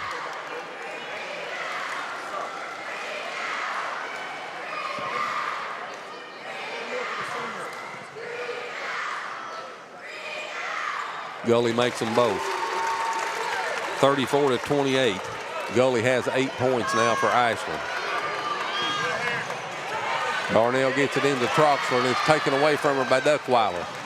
Troxler at the top of the key, drives in the lane. That ball's batted away, and Coons comes up with it. A turnover ahead to Irvin. Irvin takes Duckweiler down the lane, off the glass, no good. Offensive rebound, Troxler. She goes back up, and a whistle will stop the play and a foul. And Mila Troxler will shoot 2 free throws, and that foul's on Gully for Ashland. That's her third.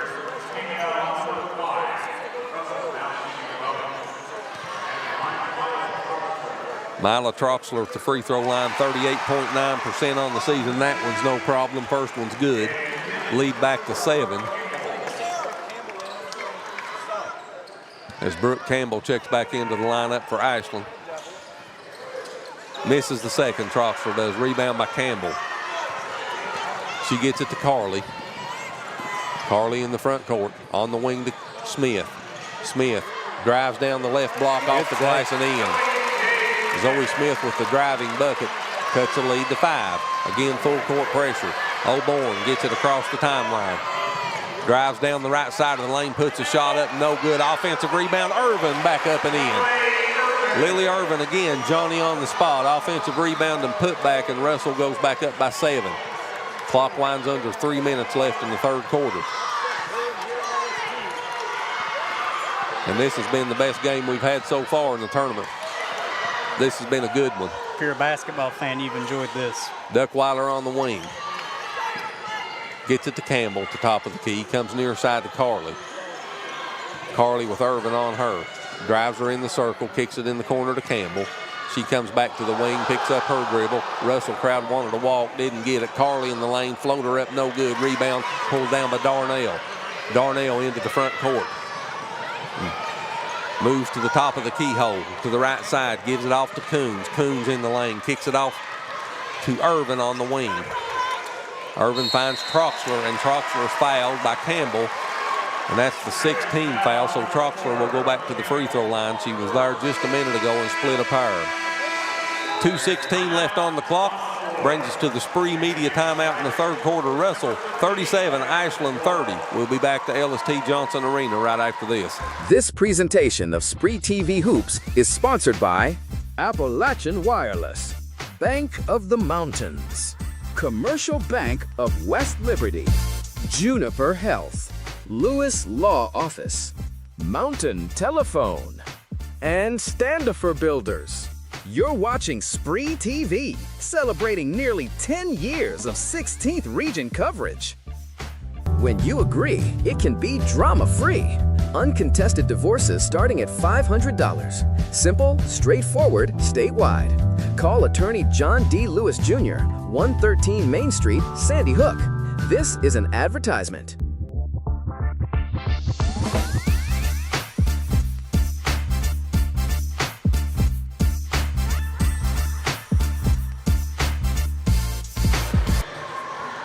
Back here at LST Johnson Arena, 37-30. Russell with a 7-point lead, 2:16 left on the clock in the third quarter. Skylar Ashland's cut the lead to 5 a couple of times here in the third quarter, but that's the closest so far. They've got to Russell here in the second half. No, Russell's been playing their game. They face adversity, and they've really responded well all night. Troxler 1 of 2 from the free throw line in the game. That's the single point she has so far. First free throw's up and no good.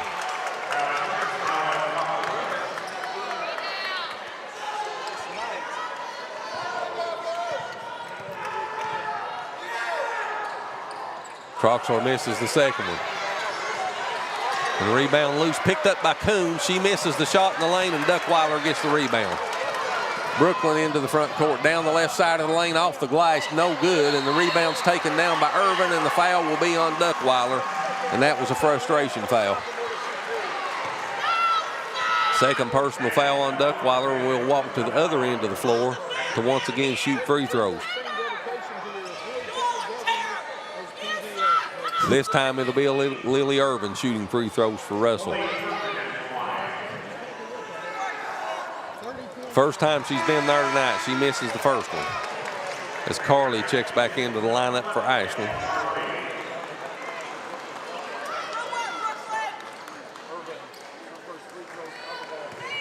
.4% on the season for the 5'8" sophomore. And she misses the second one. Campbell gets the rebound. So that's 4 straight free throws they've missed. The clock goes under 2 minutes in the third quarter. Campbell, 3-ball, left wing. No good. Rebound, Troxler went up high to get that. Puts a shot back up off the glass, no good. And a jump ball, possession our points to Russell.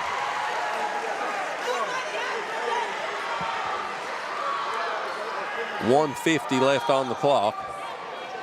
And Russell leads by 7. Here comes full court pressure again by Ashland. Darnell takes the inbounds pass, brings it into the front court herself. Troxler on her. Darnell in the lane's fouled, and she'll go to the free throw line to shoot 2. And the Ashland fan base don't like that call. Second personal foul on Troxler, and Kennedy Darnell will go to the free throw line for Russell. She's got 5 points in the game, their best free throw shooter on the season. She's 1 for 1 from the charity stripe tonight. She makes the first one. Puts Russell back up by 8. Russell's 8 of 14 now as a team. Make it 9 of 15. Darnell has 7, and the lead's 9, 39-30. Carly at the logo. Clock down under 1:35. That pass was tipped by O'Born, but picked up by Zoe J. Smith. She drives down the left side of the lane, misses the floater. And the rebound saved inbounds to Smith. Second change for Ashland. And the Russell foul on the floor. We'll see who that's on. And that's Irvin. That's her third foul. And again, Skylar, those officials make a lot better doors than they do windows. They do. So Zoe J. Smith goes to the free throw line for Ashland, her first trip there tonight. She misses the first one. Smith 55.8% on the season. As Presley Price checks into the lineup for Irvin for Russell.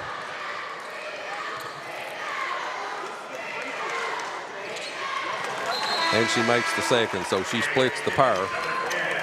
As Brooklyn Duckweiler checks back into the lineup for Ashland.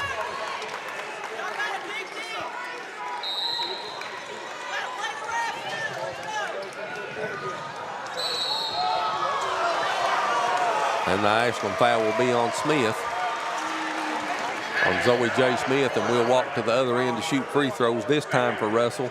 The 5'3" senior Gabby Oborn, 76.8% on the season for Oborn. She's 2 of 3 from the free throw line tonight. First free throw's up and good. Oborn's got 12, and the lead's back to 9. She misses the second. Rebound Campbell. She gets it to Carly. Carly down the left side of the lane. That ball was taken away from her. They call a jump. By Price, and they call a jump ball, and that will leave it with on the Ashland end of the floor.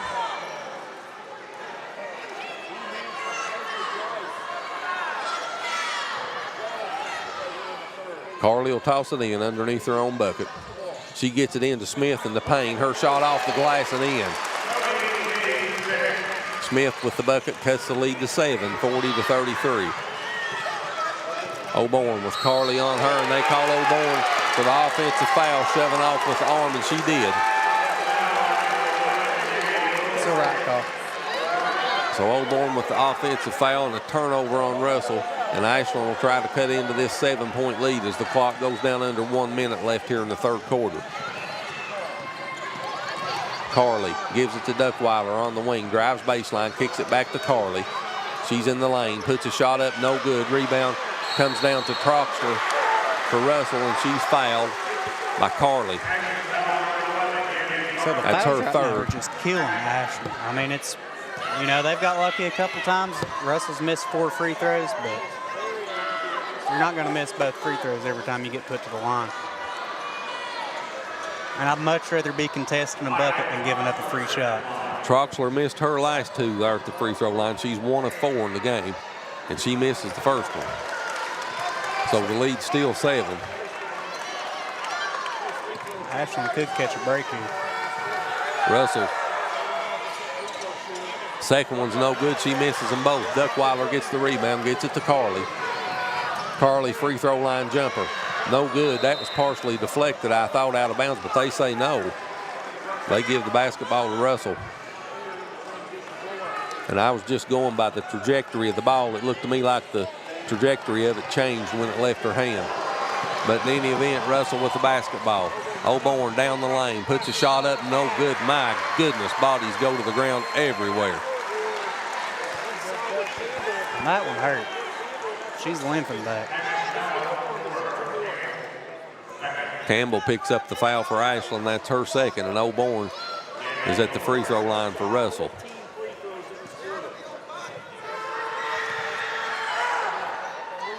First free throw's up and no good.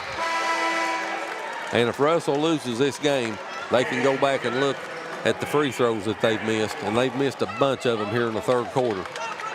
They would put this game into, you know, 13, 14-point lead. Oborn splits the power, puts Russell back up by 8, 41-33. Gabby has 13 points in the game. Duckweiler down the lane, off the glass, no good. Coons with the rebound. She gets it to Darnell, clock under 20. Darnell in the front court, drives down the lane, puts a shot up. Troxler blocks it, and it goes out of bounds and will stay on the Russell end of the floor.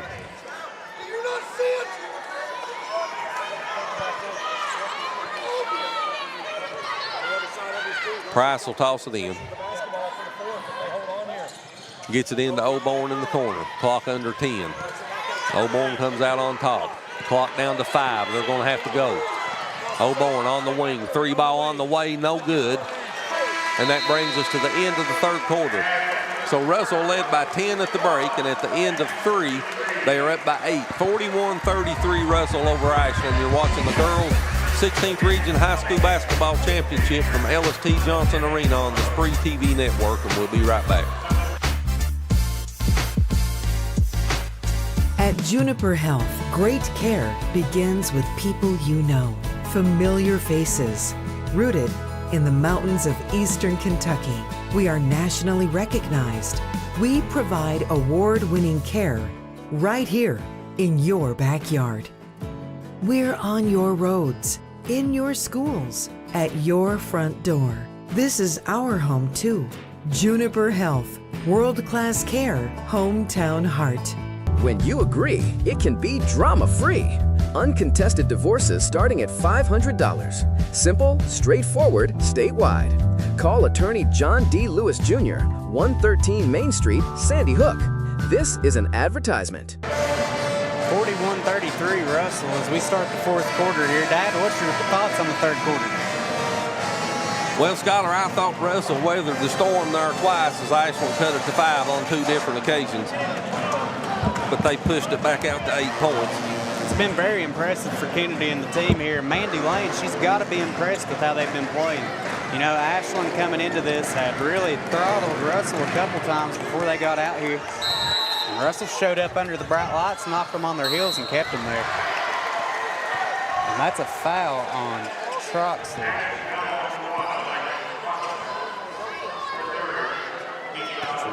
In the first second of play. So we'll try it again. Russell with the basketball, just starting the fourth quarter. O'Born gets it to Darnell in the lane. She puts a shot up underneath. No good, but Darnell's fouled and will go to the free throw line to shoot 2. And that's 2 fouls on Ashland in 9 seconds. And you know, with this new rule, how it resets every quarter. Just 3 seen more it fouls you. and they're in the bonus. Did you get it? Yes. Here. Right there it is. So Darnell at the free throw line for Russell. The lead's 9, 42-33. Make it 10. Darnell has 9 points, and she's 5 of 5 from the free throw line, and Russell goes back to a double-digit lead. Ashland with the basketball.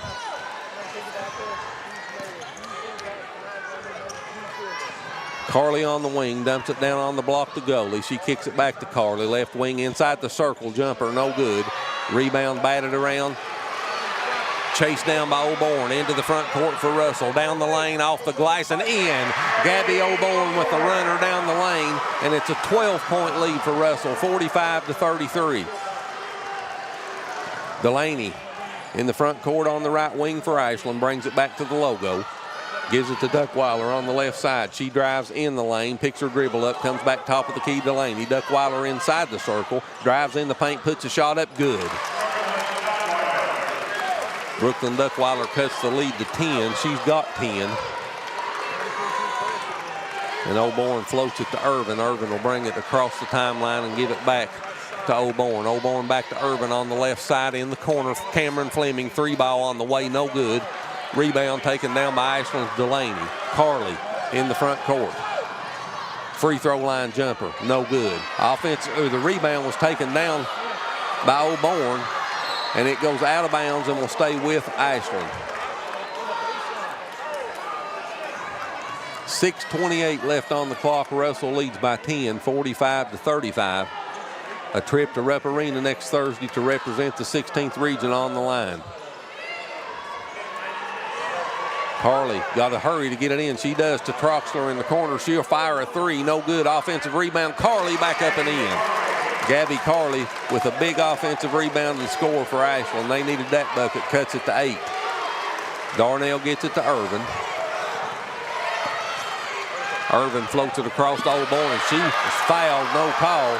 Turnover. Troxler is blocked from behind. Delaney with offensive rebound puts it back up and in, and the lead's down to 6. Here comes the Kittens.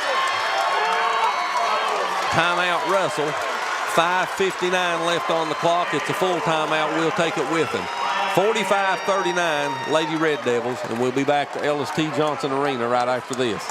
This presentation of SpreeTV Hoops is sponsored by Appalachian Wireless, Bank of the Mountains, Commercial Bank of West Liberty, Juniper Health, Lewis Law Office, Mountain Telephone, and Standifer Builders.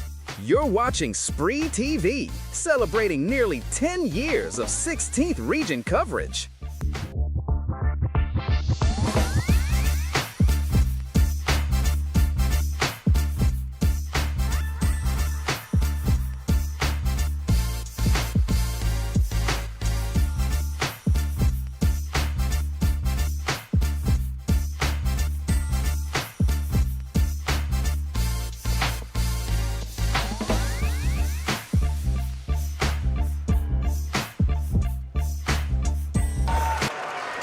45-39, Russell with a 6-point lead. Gabby Oborn leads the Lady Red Devils in scoring with 15. Brooklyn Duckweiler leads the Kittens with 10.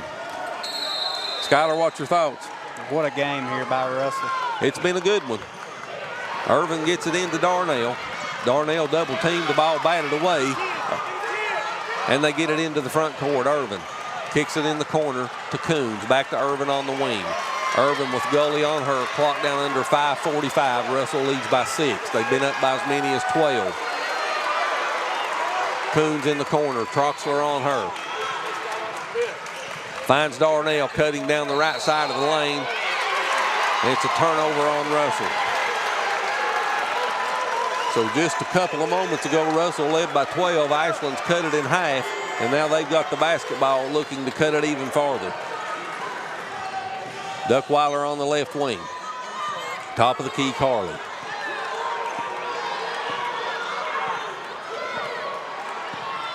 Carly gives it to Troxler.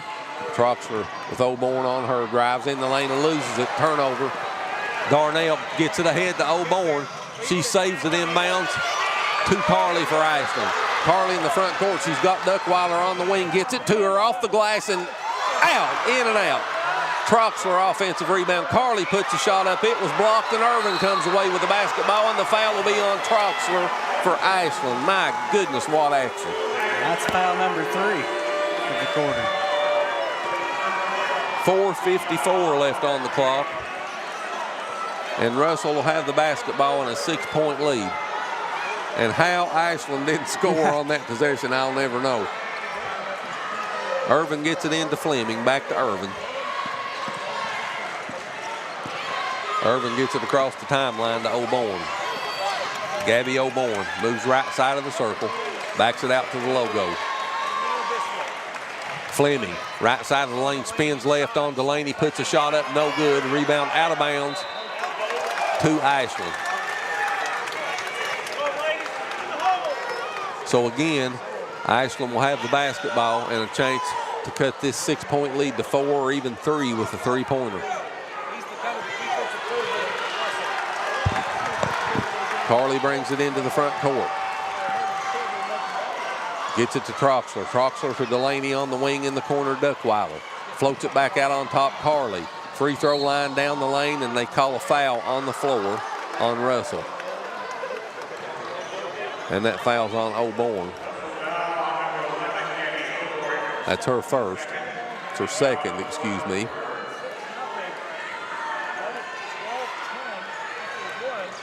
Carly will toss it in. Gets it into Troxler. Hands it back to Carly. Carly comes out on top to the top of the key. Drives in the lane. Puts a floater up, and it's in. This one is. Cuts the lead to 4. 45-41. Russell's not scored in the last 3 minutes plus. Coons on the block. Triple team. Puts a shot up. It was blocked. Goes up a second time. No good. And Gully comes away with the basketball. Good defense for Ashland on that possession. Delaney off the glass and in. And Ashland's cut it to 2. And this Ashland fan base is on their feet. Timeout on the floor. 3:40 left in the fourth quarter. And folks, we've got a basketball game. Russell 45, Ashland 43. We'll be back to MSU right after this. For nearly 50 years, Bank of the Mountains has served Morgan and the surrounding counties, working hard to provide our customers with friendly service and the financial products that make their lives easier. As a family-owned bank, we understand that relationships matter. We appreciate those who have chosen us to be their bank and invite those who haven't to stop by at any of our 3 locations, West Liberty, Index, or Ezel. Local people, local decisions, local commitment. Bank of the Mountains is proud to be a real community bank. Member FDIC, Equal Housing Lender. 45-43, Russell leads by 2 with 3:40 left in regulation. When I say regulation, we could get some free basketball here tonight, Skylar. If you're a basketball fan, you'd never complain about that. Ashland trailed by 8 starting the fourth quarter. They've outscored Russell 10-4. Duckweiler leads Ashland in scoring with 10. Oborn leads Russell in scoring with 15. Darnell into the front court out of the timeout. Gives it back to Oborn. Oborn drives down the right side of the lane. finds Fleming, spins left, duck, and that ball's blocked out of bounds by Gully. And Ashland has really started to shut down the paint. They have. Irvin will toss it in underneath Russell's bucket. Gets it into Darnell, back to Irvin, in the lane, off the glass and in. Lily Irvin with a bucket that Russell needed. Puts them back up by 4, 47-43. Good pass, Gully to Smith. She misses the shot. It was partially blocked, and Coons comes away with a rebound. Gets it to Irvin. Clock under 3:10. Coons in the front court. Top of the key, 3-ball on the way. No good off the front of the iron. Fleming offensive rebound over Troxler. No good. Gully gets the rebound. Gully gives it to Carly. Carly brings it into the front court, crosses the timeline, races down the left side, kicks it in the corner. Zoe J. Smith, 3 good. Zoe J. Smith with the triple, and Ashland's within 1. Irvin brings it into the front court. Tried to get it to Coons, and there's a turnover. Duckweiler with the basketball, gets it to Carly. Across the timeline, passes back to Smith on the left block underneath, puts a shot up, no good. But Smith is fouled, and she'll go to the free throw line to shoot 2.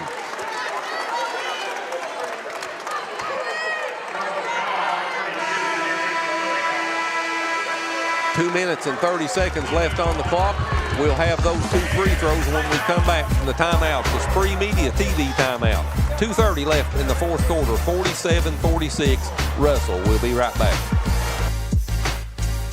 Hi, I'm Brock Littrell, President of Commercial Bank of West Liberty. For more than 100 years, we prided ourselves on treating our customers like family. The technologies we offer afford you the ability to bank with us from anywhere. Hi, I'm Angie Pendergrass. I'm the CFO of Commercial Bank, and we are constantly looking for new technologies to improve our efficiencies and our bottom line, but more importantly, it allows us to spend more time with our customers. Hi, I'm Howard Elam, CEO of Commercial Bank. I'd like to thank you for trusting us with your banking needs. It's Tech Madness at Appalachian Wireless, and This presentation of SpreeTV Hoops is sponsored by Appalachian Wireless, Bank of the Mountains, Commercial Bank of West Liberty, Juniper Health, Lewis Law Office, Mountain Telephone, and Standifer Builders. You're watching SpreeTV, celebrating nearly 10 years of 16th region coverage. Russell took a 9-8 lead with 2:02 left in the first quarter, and they've been ahead ever since, but they only lead by 1 right now. And Zoe J. Smith can change that for Ashland. She's on the free throw line. She makes the first one, and we're all square at 47. Zoe J. Smith, the 8th grader, 55.8% on the season. Hits 2 big free throws, and Ashland's climbed the mountain. They're back on top by 1, 48-47. Russell with the basketball. Darnell brings it into the front court. Troxler knocks it away. Darnell picks it up, drives down the right side, and throws it away. She hit the ground hard as the basketball goes out of bounds, and Ashland will have the basketball in a 1-point lead. And Skylar, you can see the confidence right now on the faces of the Ashland players, and you can see the faces of the Russell players, the concern. Let's see if Russell can get a defensive stop here. Not before we have a full timeout. We'll take it as well. 2:10 left on the clock. Ashland up by 1, 48-47. And we'll be back to Ellis T. Johnson Arena right after this. At Juniper Health, great care begins with people you know. Familiar faces, rooted in the mountains of eastern Kentucky. We are nationally recognized. We provide award-winning care right here in your backyard. We're on your roads, in your schools, at your front door. This is our home too. Juniper Health, world-class care, hometown heart. Standifer Builders is the area's best general contracting and paving company, serving you since 1965. We are family owned and operated and ready to meet your needs. Our experienced staff has the expertise to do the job right, no matter the size. We offer commercial and residential paving without the hassle of a big contractor. We also now offer dirt work services. Call us today for your free estimate. Standifer Builders is a proud supporter of local high school sports. Good luck to all athletes this season. 48-47, Ashland leads Russell by 1. They've trailed by as many as 12 points here in the second half. But Ashland has made a hero's comeback here in the last 5 minutes. We'll see if they can hang on to it now.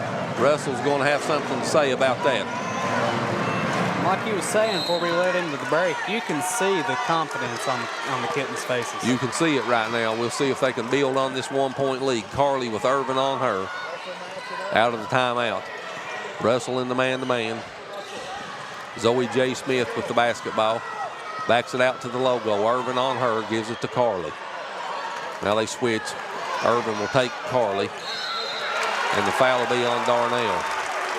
Darnell picks up her third.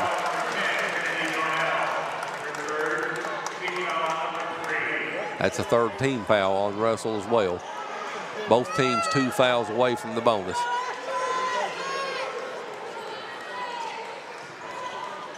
And Duckweiler will toss it in underneath the Ashland bucket. Gets it in to Carly. She spins, puts it up off the glass and in. What a move by Gabby Carly. Ashland's up by 3, 50-47. And it'll stay with Russell. It was out of bounds off of Carly. But what hustle on defense by Ashland. Turn the burners up. Irvin gets it into Oborn. And she's going to have to get it across the line, and she does. She dribbles left side around Gully, off the glass and in. Gabby Oborn cuts it to 1. 50-49. Oborn with 17 to lead Russell. And Irvin picks up the foul for Russell. That's her third. 4th team foul on Russell. So from this point forward, Ashland will shoot free throws. Troxler will toss it in. Gets it into Carly. Carly brings it into the front court. Nyla Troxler on her. Gets it on the wing to Duckweiler. Duckweiler back to Carly. She works off of the Gully screen. Drives it down the lane. Puts a shot up off the glass. No good. Ball loose, out of bounds, off of Gully, over to Russell. Russell can go back on top now with a field goal as Cameron Fleming checks back into the lineup for Troxler for Russell. Irvin will toss it in. Gets it into Oborn.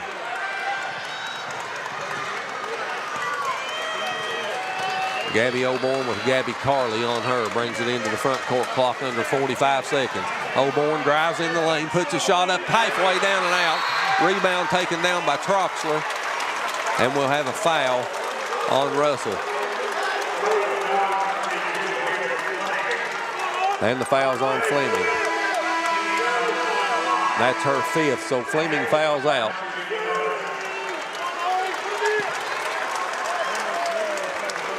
With 7 points, and Troxler will check in for her.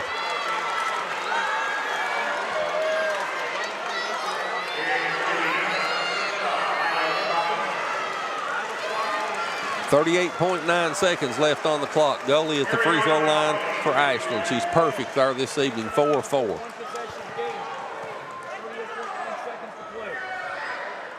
And she misses the first one. And that was big because now, even with a make on this one, a 3-pointer would give Russell the lead. A 2-pointer would tie. Gully has to make this one first. She misses them both. And the rebound is taken by Darnell. Darnell into the front court. Clock under 35. That ball was batted away from behind her. And we'll have a jump ball. Possession arrow points to Ashland. 32.5 seconds left on the clock. Timeout on the floor by Ashland. We'll take it with them. 32.5 seconds on the clock. 50-49 Ashland. We'll be back to MSU right after this. Hi, I'm Brock Littrell, President of Commercial Bank of West Liberty. For more than 100 years, we prided ourselves on treating our customers like family. The technologies we offer afford you the ability to bank with us from anywhere. Hi, I'm Mandy Pendergrass. I'm the CFO of Commercial Bank, and we are constantly looking for new technologies to improve our efficiencies and our bottom line, but more importantly, it allows us to spend more time with our customers. Hi, I'm Howard Elam, CEO of Commercial Bank. I'd like to thank you for trusting us with your banking needs. When you agree, it can be drama-free. Uncontested divorces starting at $500. Simple, straightforward, statewide. Call attorney John D. Lewis Jr., 113 Main Street, Sandy Hook. This is an advertisement. Ashland 50, Russell 49. Gabby Carley leads Ashland in scoring with 11. Gabby O'Born leads Russell in scoring with 17. Skylar, what do you think? Well, you know, Ashland has came back. They were on their heels for 30 minutes of this game and walked in the last 6, you know, and here they go, 1-point lead. Russell's got the ball. Sorry, Ashland's got the ball. Russell's got to play a good defensive possession. Russell's 2 of their last 10 from the floor in this game. Well, they've just had that deer in the headlights look. You know, and they didn't have that big cushion, and Ashland pounced on that. Ashland has turned the defensive intensity up as we'll have a Russell foul, and we'll walk to the other end to shoot free throws. Alexis Troxler will go to the free throw line for Ashland.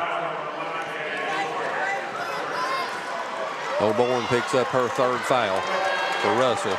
Troxler goes to the free throw line. She's been there twice and made 1.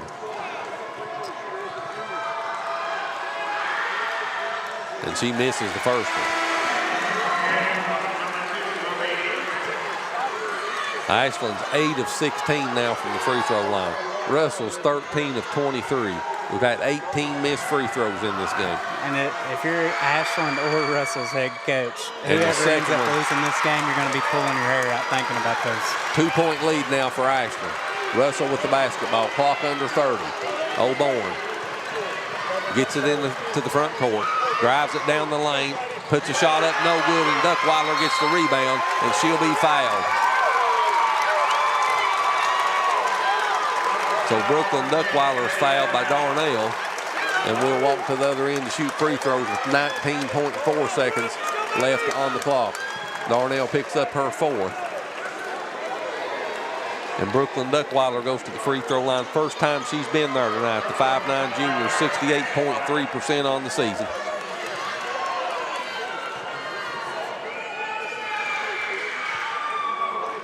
Misses the first one.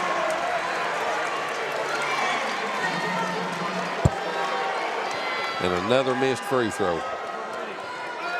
This one's a big one here. This could take it from a 2-point lead to a 3-point lead with 19.4 seconds left on the clock.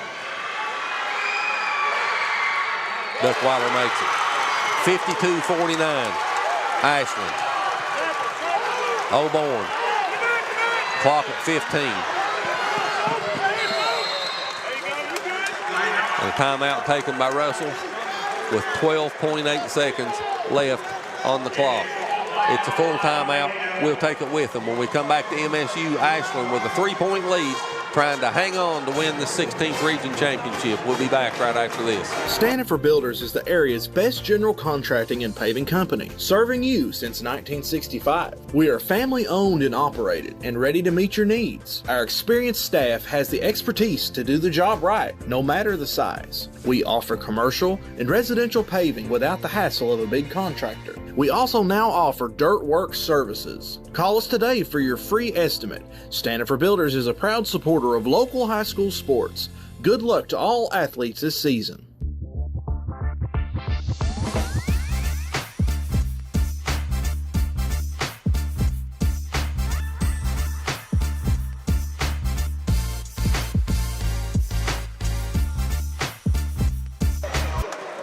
How does 19-4 sound? At the 7:22 mark of the 4th quarter, Russell had their biggest lead of the game at 45-33. 19-4, Ashland's outscored them since then, and they're up by 3 with 12.8 seconds left on the clock, and Coons will toss it in directly in front of me here at half court. Gets it into Darnell, and she's fouled. And are they going to give her 3 free throws or not? It's the question. And the foul's on Troxler. And the official says we'll take it out on the side.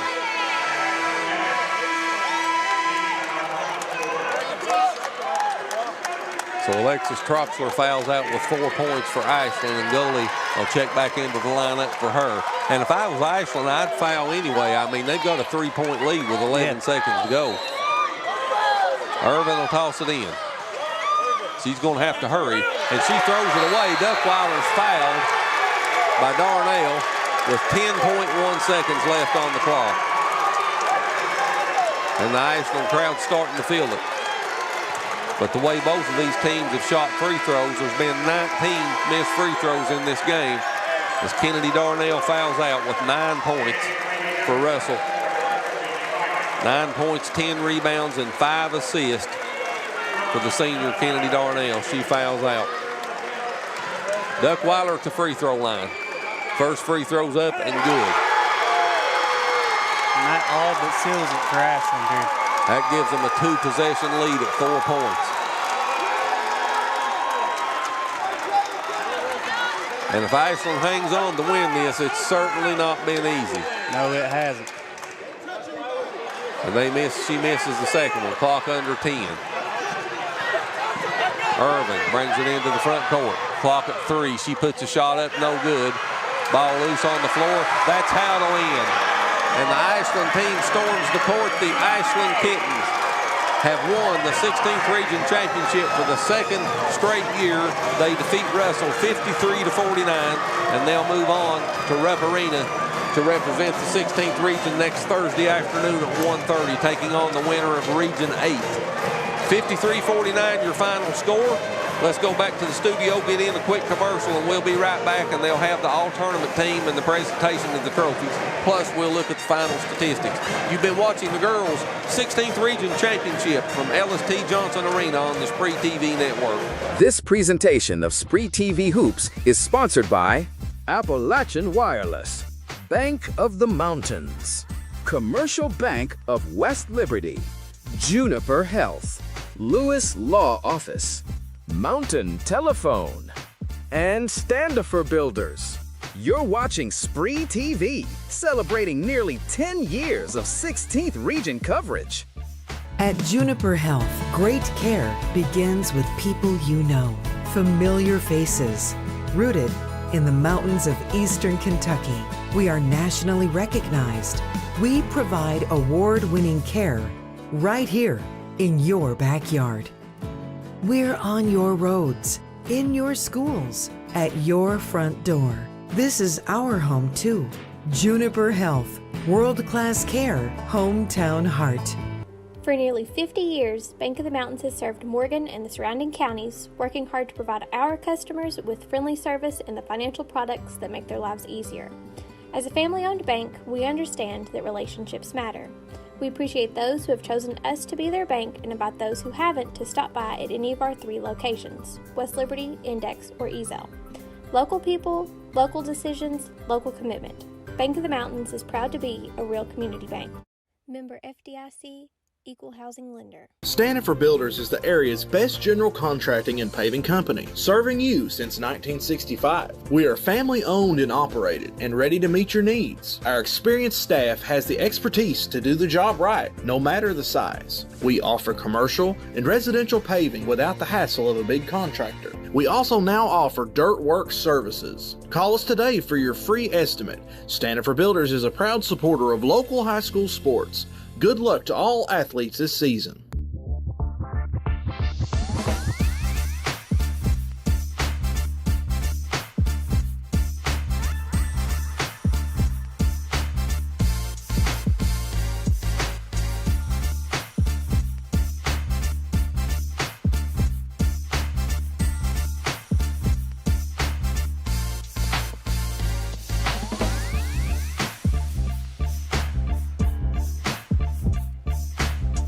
When you agree, it can be drama-free. Uncontested divorces starting at $500. Simple, straightforward, statewide. Call attorney John D. Lewis Jr., 113 Main Street, Sandy Hook. This is an advertisement. It's Tech Madness at Appalachian Wireless, and these deals, they're next level. We're taking $700 off select devices, or bundle your tech to get savings up to $1,100 off in tech savings. Those are some prime time savings. From phones to accessories, everything you need to stay connected is right here and ready to help you score big during our Tech Madness. But don't wait. These deals won't last forever. Head to your nearest Appalachian Wireless retail location or visit us online at appalachianwireless.com to find out more. Because when it comes to wireless, we're always here to help you save big. Because we are you, we are Appalachian Wireless.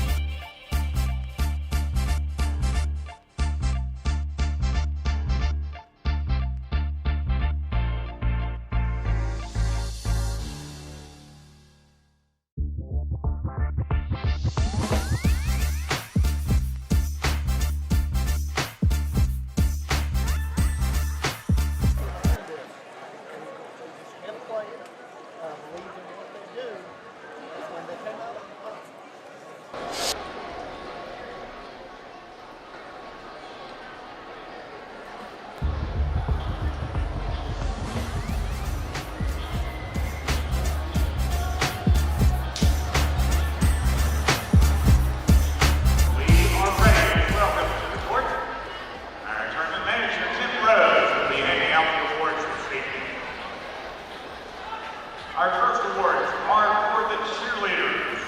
In conjunction with the 2026 Girls Basketball Tournament, cheerleading was judged on the first round games, recognizing the following teams for their outstanding performances. The runner-up, Broward County.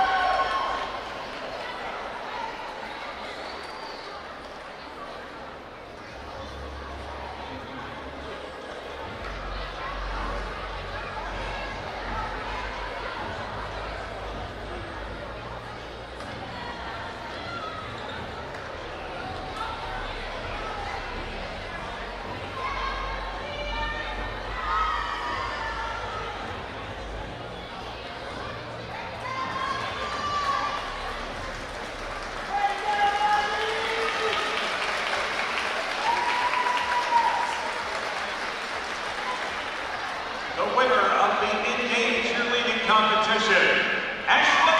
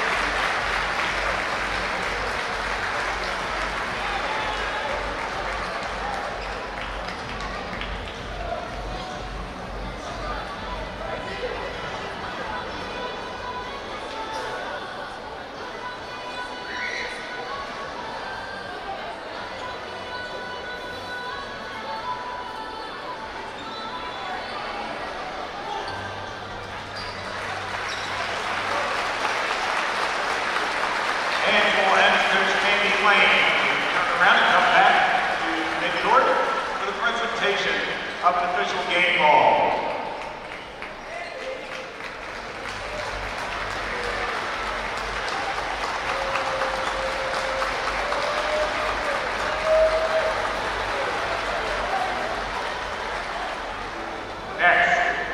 The champions of the 16th region, headed for Rubber Arena, the Jays of Ashland Blanchard.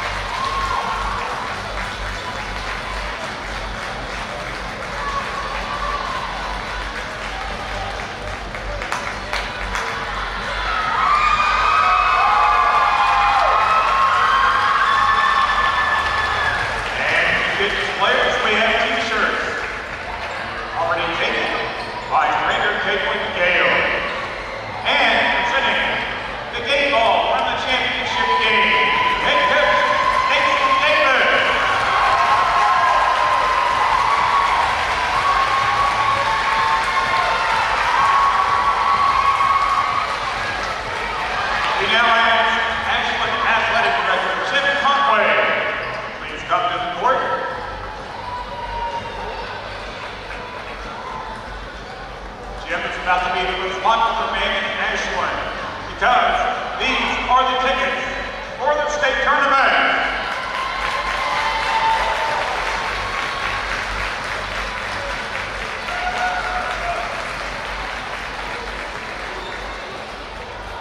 Our next award is the Larry Stevenson Sportsmanship Award, presented this year to the Lady Cougars of Morgan County High School.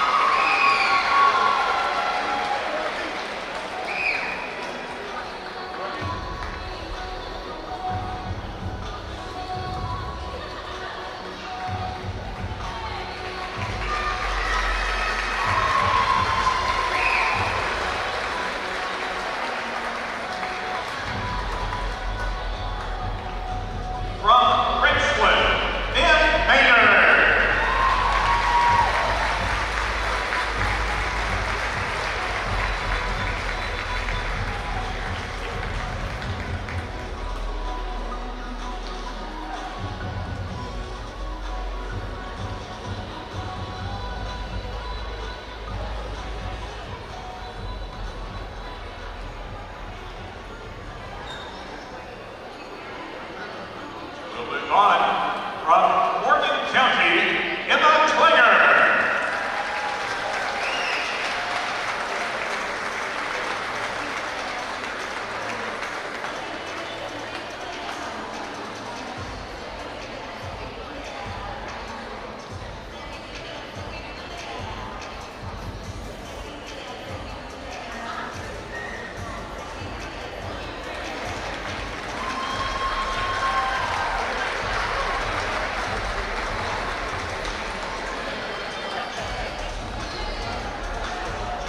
From Floyd County, Jada Ray.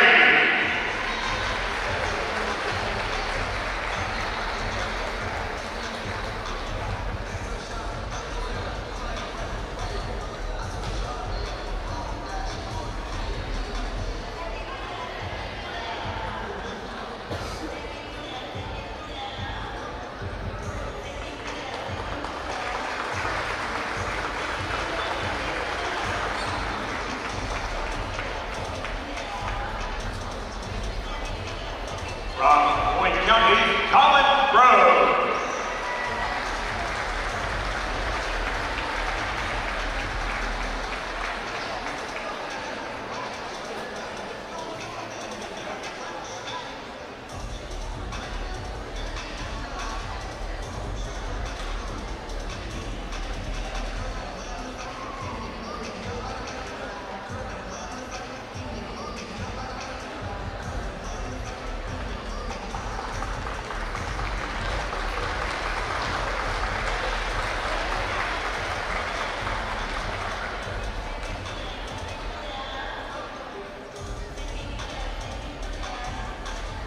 From Menifee County, J.C. Jebediah.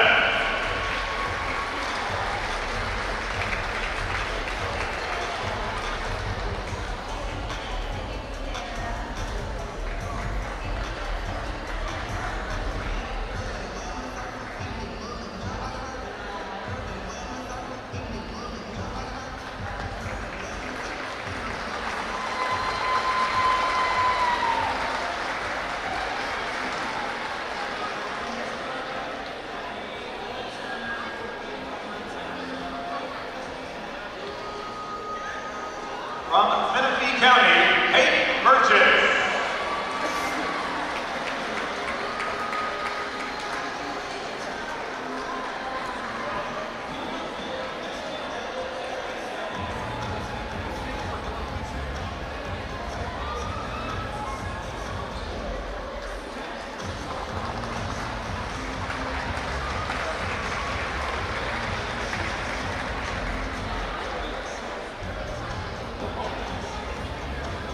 From Russell, Cameron Fleming.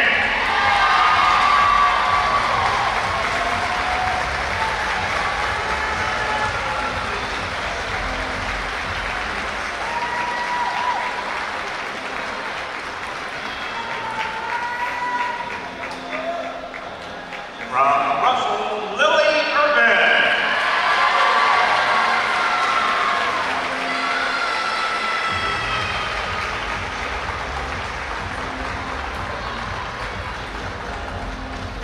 From Russell, Gabby O'Ward.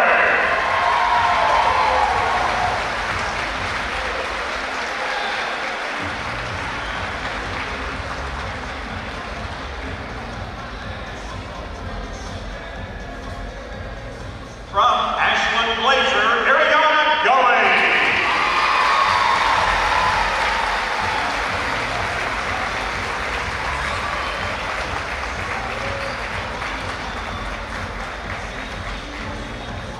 From Ashland Glacier, Brooksman Duckweiler.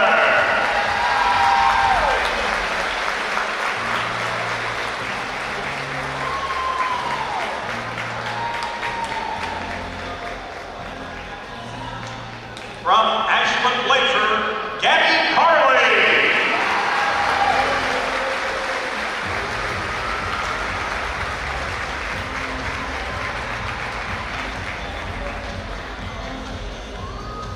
And this year, the athletic directors of the participating teams in 16th region voted to name the Most Valuable Player Award for the girls 16 tournament. In the name and honor of Sam Sparks, longtime athletic director for the Red Devils. And this year's most valuable player from Russell, Kennedy Darnell.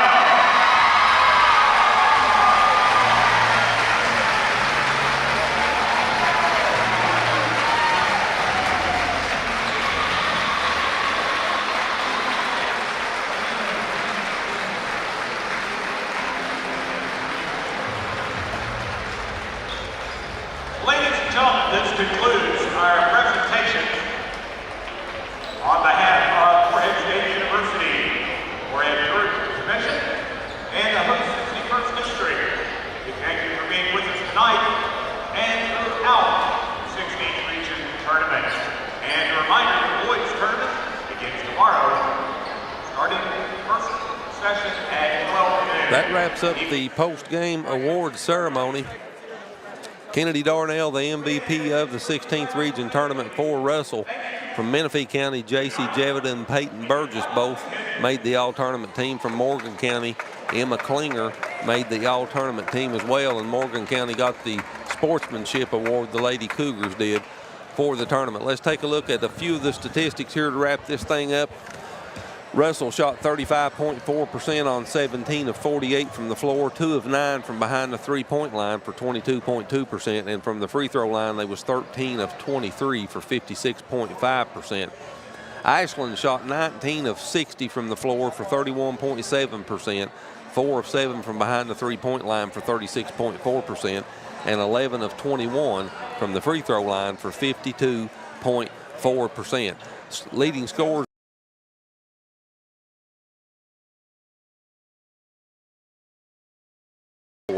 9 points for Kennedy Darnell. She had 9 points, 10 rebounds. She was 5 of 5 from the free throw line, and she had 5 assists and 3 steals to go with those 9 points as well.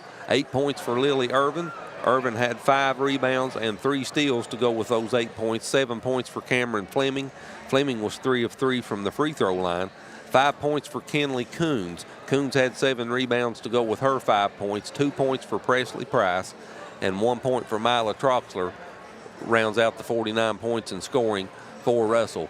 For the 16th Region champion Ashland Kittens, they were led in scoring by Brooklyn Duckweiler with 12 points.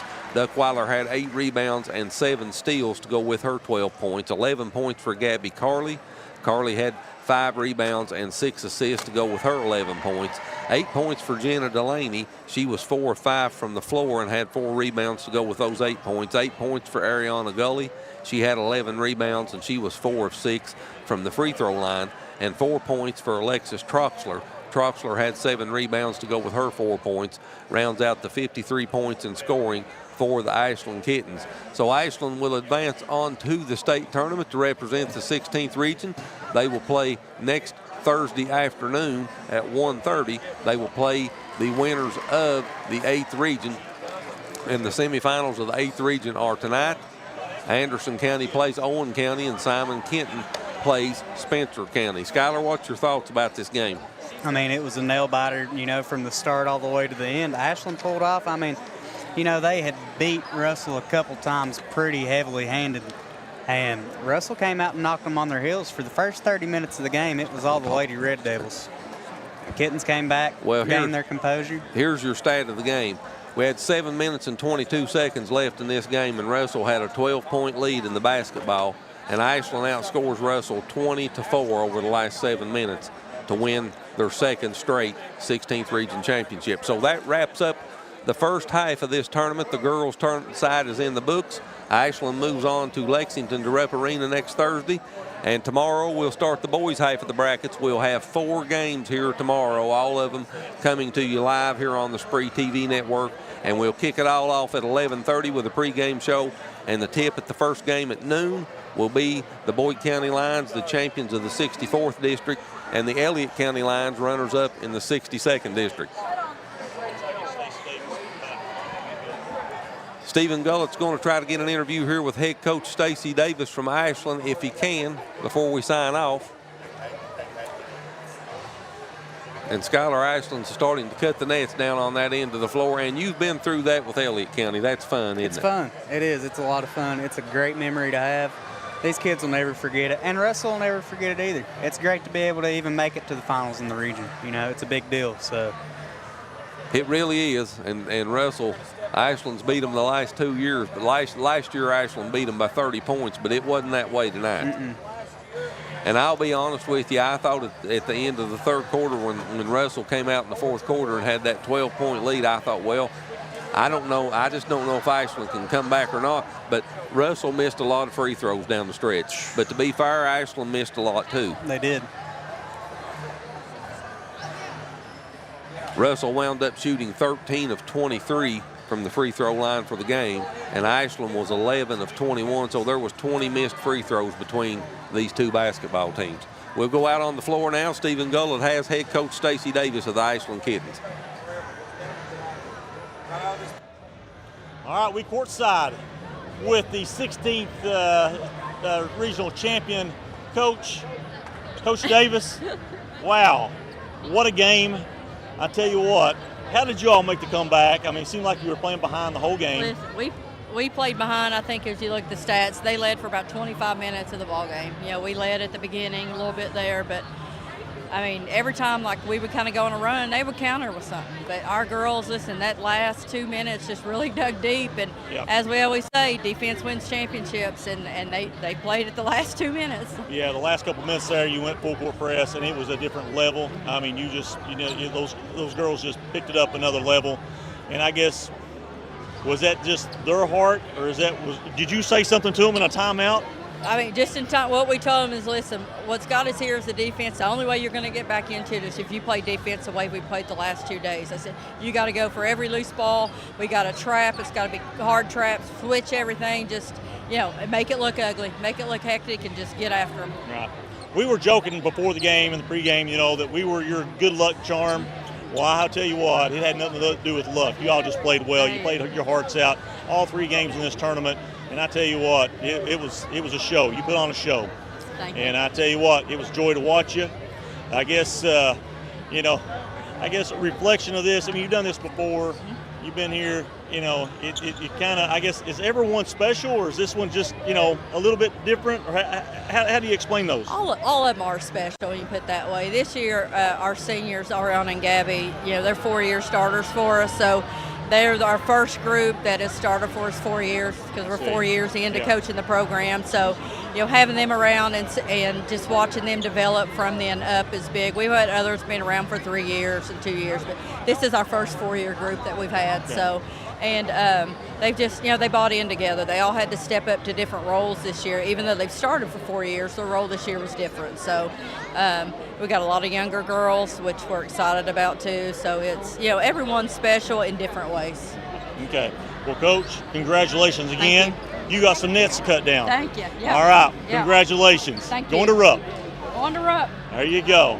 All right. We'll get it back to Chris and Skylar. You're watching high school basketball on SpreeTV, Channel 2.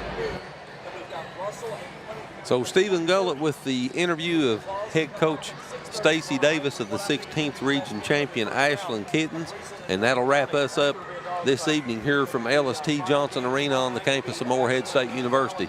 But we'll go home and catch us a little bit of a nap, and we'll be back here and be back on the air at 11:30 in the morning to bring you all 4 of the boys' first round games, and we'll kick it off at noon with the Battle of the Lions, Boyd County and Elliott County.